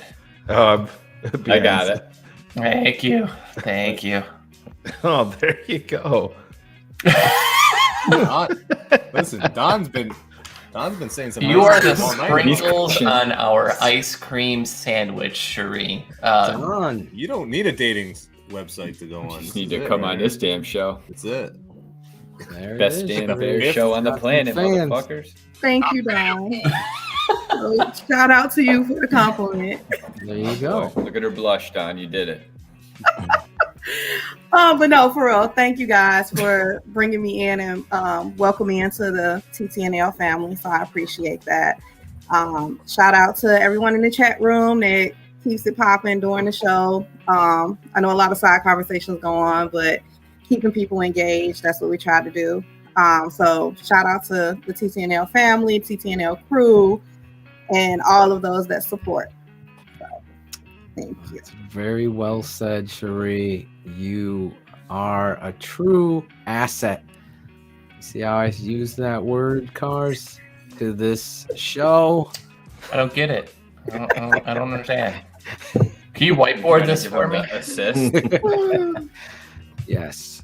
Cherie, well said. As we move to Halloween, you got the spirit. Are you a big Halloween fan, Cherie? You think? Yes. Yes. Your favorite holiday, right? Second favorite. New Year's, then Halloween. New All right. Year's. You're Now- the only one I've ever met. New Year's number. We're I on like your fresh beginnings. we're on your shout outs, Cherie. So you have to include your favorite Halloween candy. Exactly. Oh, yes. That's My what I was favorite going. Halloween candy, and this is probably going to be off brand for most people, is Baby Ruth's. Oh, Solid choice. Where's Dino when you need him? Baby Ruth. Baby Ruth. Sloth love. Sloth love, baby. Claudio. Yes. Claudio. I'm gonna make it short. First of all, obviously, shout out to you guys. You guys make me Bring laugh. that fat ass over. Yeah, there you go. But I have one shout out. Like I said, it's my daughter's birthday. She's 19 today. Nice. She's actually in Philly with her cousin at a concert, so please be safe down there. Be safe. Yeah. You guys are assholes, dude. But there you go. Shout out to you. I love you, Adriana. Please. Don't watch this show, Adriana. Yeah, no, she don't. No, she don't give a shit. But Timing was perfect. I love oh shit! All right, and that's it. What I got, and my favorite candy for Halloween. You know what? Whoppers. Fucking. Oh my God! Are you serious? I'm not gonna listen. There's regular candy you get all the time at Whoppers. He goes to He's talking about Burger King. No, that's No. They're fucking balls. They're fucking good, bro. Those little brown balls. The little balls. Oh, They have You like those balls in your mouth? I That's like good. That's good. this show is Bring awesome. that fat ass over here. I wanna get it in my mouth. I wanna get it in my mouth. Claudio's brown balls, the Whopper. Oh, fuck. Now all I want to hear is the South Park chef's chocolate salty balls. Oh my gosh. Yes. Shayne's looking it up right now. Look at that. There you go. Oh my god. Whoppers. Wow. Whoppers. Baby Good Ruth choice. and Whoppers so far on this panel. Jesus. Claudio likes chocolate salty balls. Yes. From Like South some- Park. never mind. One of my favorites. Chris Jackal. All right, I'm going to be serious for a second. I hate to do that, but I had a close personal friend I grew up with, a family, the Bernie family, grew up with in Vernon, Connecticut. Mr. Bernie passed away a few days ago. 4 beautiful sons. I grew up with the oldest, which means I grew up with all 4 of them. My younger sister was close with them. You name it, we did it all together. He was a man that I spent a lot of time with growing up with, just because of sports and just where I lived. We were neighbors, and great family, better people. Unfortunately, we lost a good one. Godspeed on your next journey, Mr. Bernie. And he had a truck called the September Sun when we were all growing up. When my friend Brian turned 16, he drove that truck, and now to us, he's off riding the September Sun. So to Mr. Bernie, to you, my man. Rest in peace. Well yes, said, thank you, Chris. I'm sorry for your loss. Yeah, it was a tough one. He's older, dealing with some health issues, but nonetheless, when these things happen, it's no bueno. Favorite candy? Almond Joy. I don't know why. I get stuck with those at home. Yeah, and so I'll destroy them. Yep. 3 weird choices there. Someone booted them for something. Shayne. Almond Joy's got nuts. That's why he likes them. Yeah. I kept it balls brand for tonight, you fuckers. Jesus. Might as well bring it again. Bring that fat ass over here. Balls and nuts. Kit Kat is actually my choice. Everybody, just so you know, Phil, Kit Kat is my number 1 choice. Oh. Kit Kat. Yeah. So why didn't you say? Because I'm sticking with the nuts in the mouth. He was sticking with the nuts in the mouth. He was going to flow, bro. I'm believing you. See, this is poor Jacko don't do shit. Yes, don't do that shit. I thought you really liked Almond Joy. My wife likes Almond Joy. I don't know. What the fuck is Almond Joy? I don't like Almond Joy. I don't know. There's 3, but Chris, you've corrected. Yes, Kit Kat. Kit Kat is your go-to. Okay. Yeah. Still, I'm not a Kit Kat fan. Okay. Shayne, are you? Kit Kat? I mean, yeah, if somebody gave it to me and I wanted candy, I wouldn't turn it down. The Almond Joy, I'd throw back at Jack. Yeah. Almond Joy is like, if you're in your kids, I had a pillowcase. Did you do the pillowcase? Oh, yeah. Yeah, when you're a kid, hell yeah. Yeah, so then you'd spread that out. My mom was like crazy. She thought like there's poison. The razor blades. They can put razor blades in it, yeah. Remember that one year they put pins in it? Yeah. Pins in it. These motherfuckers are nuts. But anyway, I would always, put it out. My dad liked the weirdest candy. Guess what candy? Chuckle. I thought you were going to say, honeys. The Chuckles? No. Really? Remember the Chuckles? Yes. I'm like, you can have every fucking one of them. Yeah. And the dots were like, those would rip your teeth out of your mouth. I go, exactly. They say Necco wafers. Those are fucking horrible. God. What are those? Chalk. What are those fucking little bird? Not the Easter one, but Peeps? The other peanut. This Peeps? is the worst. I only know the Peeps from Easter. Oh, fuck Peeps. No way. It's like a marshmallow, but looks like a peanut. That is the You're worst. better off doing cocaine than Hold on. Oh, I think I know which one you're talking about. That shit. Cars is up. Cars That is is up. one section. At least someone's got to produce this show. I think it's the turtles. The turtle. I don't know what. No, the turtles are good. Will's I got don't to know work what on that it. He's is. got to I gotta- work on the spelling, but we'll take it. We know what he's talking about. You guys in the Just talk chat to can share text, you share your candies. Lady C liked M&Ms with nuts. With nuts. Claudio. It likes the nuts. If you weren't married, Lady C might be. Circus peanuts. That's it. Yep. Top 5 worst candies right there. Yeah, I know it's Oh my god. I'm like, who fucking distributed this? And who are they trying to kill? What children? How much do they hate children? Yeah. Yes, exactly. Cars. Shout out. So this week I'm going to shout out both of my little girls who have been just dominating both in gymnastics and piano. So it has been, it's been tough for everybody, and they have to put up with this as a father. So they have extra to deal with every week. So shout out to them. I'm really can't think of anybody else. As for favorite candy, there are two that Aubrey knows to ask for when she goes. She looks for hers, and then that she sees if they either have the tiny peanut butter M&Ms or the Reese's peanut butter cups, because you cannot beat chocolate and peanut butter. So basic. Yeah. I'm sorry. Let me get chocolate salty balls in my mouth there, buddy. Exactly. Simmer down. Halloween, you gotta Simmer do down. something new, bro. Simmer down. Simmer down. Simmer down.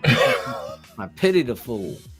Listen, my shout outs. We're saving Shayne for last this week. I got a shout out first and foremost, real quick. Great job, all of you tonight. Just rocking and rolling. I was like, you know what? I'm not inviting anybody on the show. Shayne, what do you think this week? Let's just talk Bears the whole time. Halloween, get you ready after that disappointment. So I really enjoyed tonight's discussion. I'll end on one other football note when Shayne wraps up his shout outs. I just want to see. Actually, let's do that real quick. Everybody, thumbs up. Do you think Khalil Mack is playing Sunday? Thumbs down. No one thinks he's playing this Sunday. I'm going to say thumbs up. Thumbs up.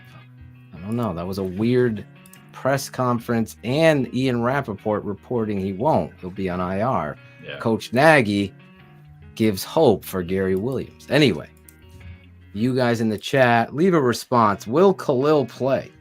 It's going to be interesting. I got to shout out Alyssa Brian Chambers. Him and his wife rocking that TTNL swag. Huge fans of the network, the show, everything we do here. I wanted to shout these two out. Look at that. Rocking the swag, Claudio. Careful, Shayne. Dave Smith and his wife, Carrie Fajes. I don't know how to pronounce it. Carrie Fajes. CL Romano, Ryan Young, Sinclair Fossawick, Brennan Meckelrath, Jessica Chackled, not Jackled, Can't be Tyro Priest, CL Priest, Shannon Green. I got to shout out my daughter as well. Her birthday, she will be 19 tomorrow, Isabella. We will be going out for dinner tomorrow night to celebrate Isabella. So wanted to shout everybody out that was in the chat tonight. I want to shout everybody that's been sharing, all of you, Berlissimo for all his hard work, my dad for all his hard work, and all of you guys, Caden and my boy, Ron G, for producing this background here and all of those clips tonight. Ron G did a great job with this. Yes, he Keeping did, It 100 Halloween clown backdrop. Listen, Shayne Marsaw, right? Shayne Marsaw. Yeah, I'm gonna remove just leave the comments down for right now. Here we go. And big news. Yeah, no, it's everybody knows my story, what we've been going on with my son. You know, super emotional. It's been a crazy week to say the least, and we're only at Wednesday. But I'm not gonna verbally speak my shout outs. I'm just gonna play one for everybody to enjoy. So take a look.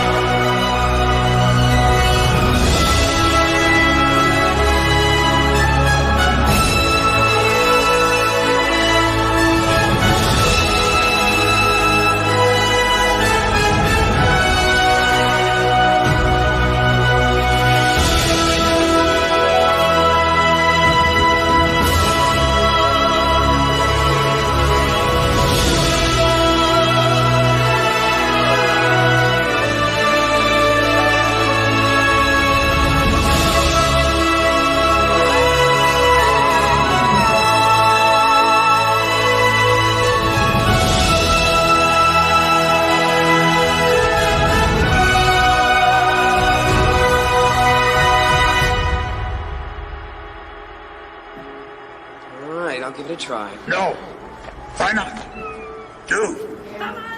Or do not. There is no try.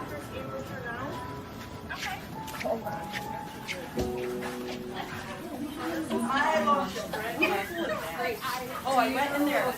And I looked at it. Yeah. Right over here. They really did it over there. So excited. I am carrying a pom-pom for you. This is like, but then when I look at it, it's just the phone, you ring it loud as you can.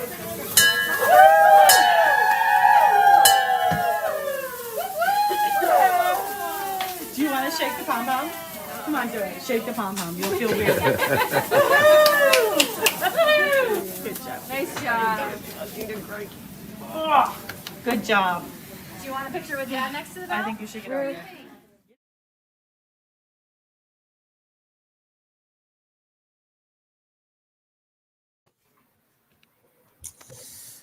Wow. We got some great news today. Yeah, this is good and bad. I mean, I'm so happy because my son is cancer free, but the fight is not over for this network. Riley's journey probably never going to be over, but we won this round. Took him for his PET scan this morning, and it's very stressful, obviously. It was supposed to happen yesterday. I'm not going to get into the negativity surrounding that part of it because I almost went to jail, but that's a story for a different night. But no, it was, everything happened so fast. They took him in. We had to switch buildings, and the lady there at the end that Riley was hugging was Dr. Seema, his lead oncologist. She's been fucking angel, absolute best, and she's no bullshit, no nonsense. And she literally, we were sitting in a room alone, stressing, wondering, what the days ahead were going to be. If there was cancer, Riley was going to have to start with radiation, and that's a whole another thing. But we got good news, and Dr. Seema literally came bursting through the door like she had just won the Super Bowl MVP. That's how we found out, and it was literally the best feeling in the world. I've been collecting some pictures along the way to kind of document this, and I have video, and you guys are probably wondering, I know Phil, I let Phil know, and Cars and Ryan Cox, of course, kept the circle very, very small because I wanted to let everybody else know at the same time tonight, because it's the positivity, the positive thoughts work. But like I said, this journey doesn't end today. We shift our focus. There's a whole bunch of kids there, and you want to talk about having the happiest moment of your life. My son's sitting there ringing that bell, and oh yeah, you look down that long corridor, and those kids aren't. Their fight's just beginning. Their fight's ongoing. So it's definitely a double-edged sword, and we have one of our family members, Ryan Cox, who's fighting the same battle with Spencer. Riley is one of the lucky ones, and I couldn't have done any of this without you guys, without the TTNL family, the Hundo crew, Alex H sending inspirational quotes each and every day without fail. There's been good and bad days along the way, as Phil can attest. I mean, I didn't even know if I could do the show tonight because I'm fucking tired. It's just been crazy. Emotionally, yeah, mentally, it's physically. Yeah, but we needed this W. But like I said, we're gonna stay diligent at this network. And Riley won this round, but now we shift our focus and our energy back to Spencer, where it started. And he needs all of our love and compassion and positive thoughts each and every day. you know, he's been an inspiration throughout this to Riley, because when Riley was having a bad day, I would always show him, and Ryan doesn't even know this, I would show him a picture of Spencer. I'm like, Riley, look how small Spencer is. Look how young he is. And he's fighting this like a fucking superhero. That means you can too. And Riley is my hero, just like Spencer is. Like I said, I'm the biggest baby in the world. I don't know how these kids do it. I know how emotional it is as a parent. I can't imagine being a child sleeping at night or trying to sleep and knowing that you have a PET scan that's going to shape your life, really. It's saddening, but at the same time, it's a beautiful moment. We got our beautiful moment today. And we go back in 3 months. You know, the doctor's visits aren't over. My son he's done with chemo, and he got his PICC line out of his arm today that he's had, and Daddy's not shooting him up with 4 different syringes every single night. The pill box gets locked back up for a little while, and it was a good day, and my family needed this W. This network needed this W, and as bad as the product on the field has been with the team that we talk about, doesn't matter. Doesn't fucking matter. Like, I just saw my son ring that bell, and I love both my kids and Ela with all my heart, and it was the single proudest moment of my life. And I'm a 45-year-old man that's been through a lot. I've seen a lot, and I got to experience that today. And I want to thank you guys here that are on this panel, everybody still listening, my family. You saw the crowd of people there in that little video. That's Riley's school. You know, everybody bought T-shirts to support him. The different athletic teams wore purple socks in support of Riley for all of their home games this fall. And it's been overwhelming, the amount of support. I mean, there was days like Riley wanted to go get victory wings, as he called it today, chicken wings after we left. And my phone's going. I look down and it's Cap, David Kaplan. You know what I mean? Just, it's amazing the reach that this network, the work that everybody do. We bust balls here, but you know, we'll bust Jackal's balls or Claudio's balls, and then they know at the end of the day that Phil and I and Cherie and everybody else are going to be right in the fucking foxhole if anybody needs it. Exactly. And that's what this network is all about. And like I said, I love you all. Thank you all for helping us along this. It's been a short ride in the grand scheme of things, but it's still extremely stressful and emotional. Like I said, now we focus our energy back on Spencer and on the Cox family where it needs to go. Doesn't mean we have to forget about Riley and his situation, because he's going to be battling this and have effects from this for the rest of his life. Yeah. But his doctor's appointments are going to be less, and we move forward. So I'm glad I got to share this moment, the saddest moment of my life, when I announced that my son was diagnosed in August, and we got it today. And when they say, you know, when you hear a bell ring, an angel gets their wings,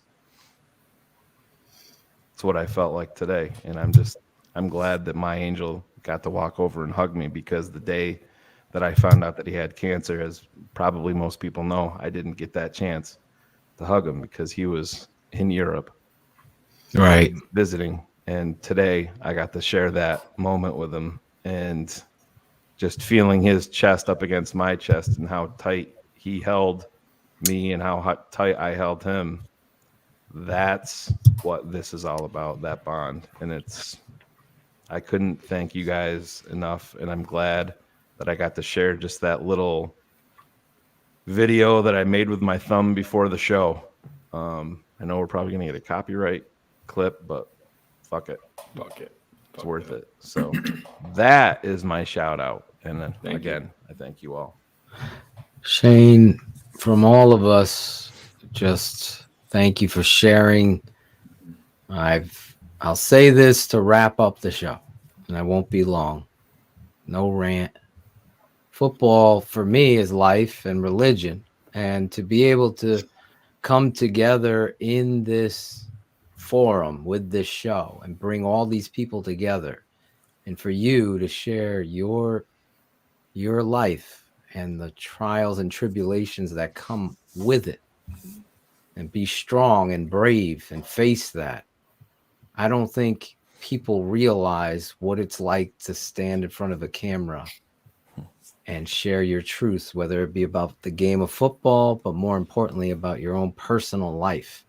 We joke around and we say this, but my boy Shayne, and I say this with all the pride I possibly can say, I think Riley, his strength, his endurance, his perseverance flows through you. And I can't even tell you how many texts, DMs, voice messages, and everything that people are going through stuff. And this stuff does matter. The game of football is one thing. This network brings both people, football, and truth together.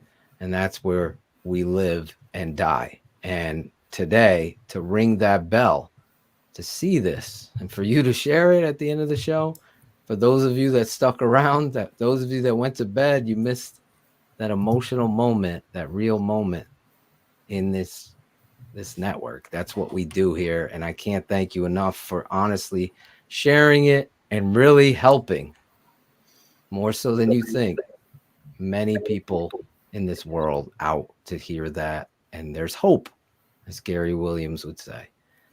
Just think about this real quick. August,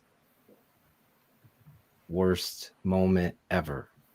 October, the fight gets round one is done, and it could be done forever. That knockout punch tonight. Hopefully our Chicago Bears learn a thing or two from Shayne Marsaw and Riley Marsaw. You only get one life. Gotta fight for it each and every time. Wrap up the show and wrap up Eddie Jackson when he comes to the open field tackles. For Shayne Marsaw, Cherie, Claudio the Barber, his cut it out segment sucked. Jackal did a few things tonight. That is the update. And for Cars, we'll see you guys next Wednesday. We're supposed to have Eric Kramer back to tell us about his experience with Cars and the Hall of Fame, but hopefully Cars bravens up. Cars, you if he can do it. learns anything from tonight, especially at the end, he will. We might have to make the call for him, Phil. Just have Eric call and put him on the spot. We will find out next week. Did Cars make the call? Remember that commercial? You make the call. Hopefully Cars does. We'll be live, Bears Hour Live. Become a patron. We'll see you next week on the best show, covering the Bears on the planet, keeping it 100. This has been a Shy City Sports presentation and a Tape Never Lies Network production. Keeping it 100. Thanks for tuning in to The Tape Never Lies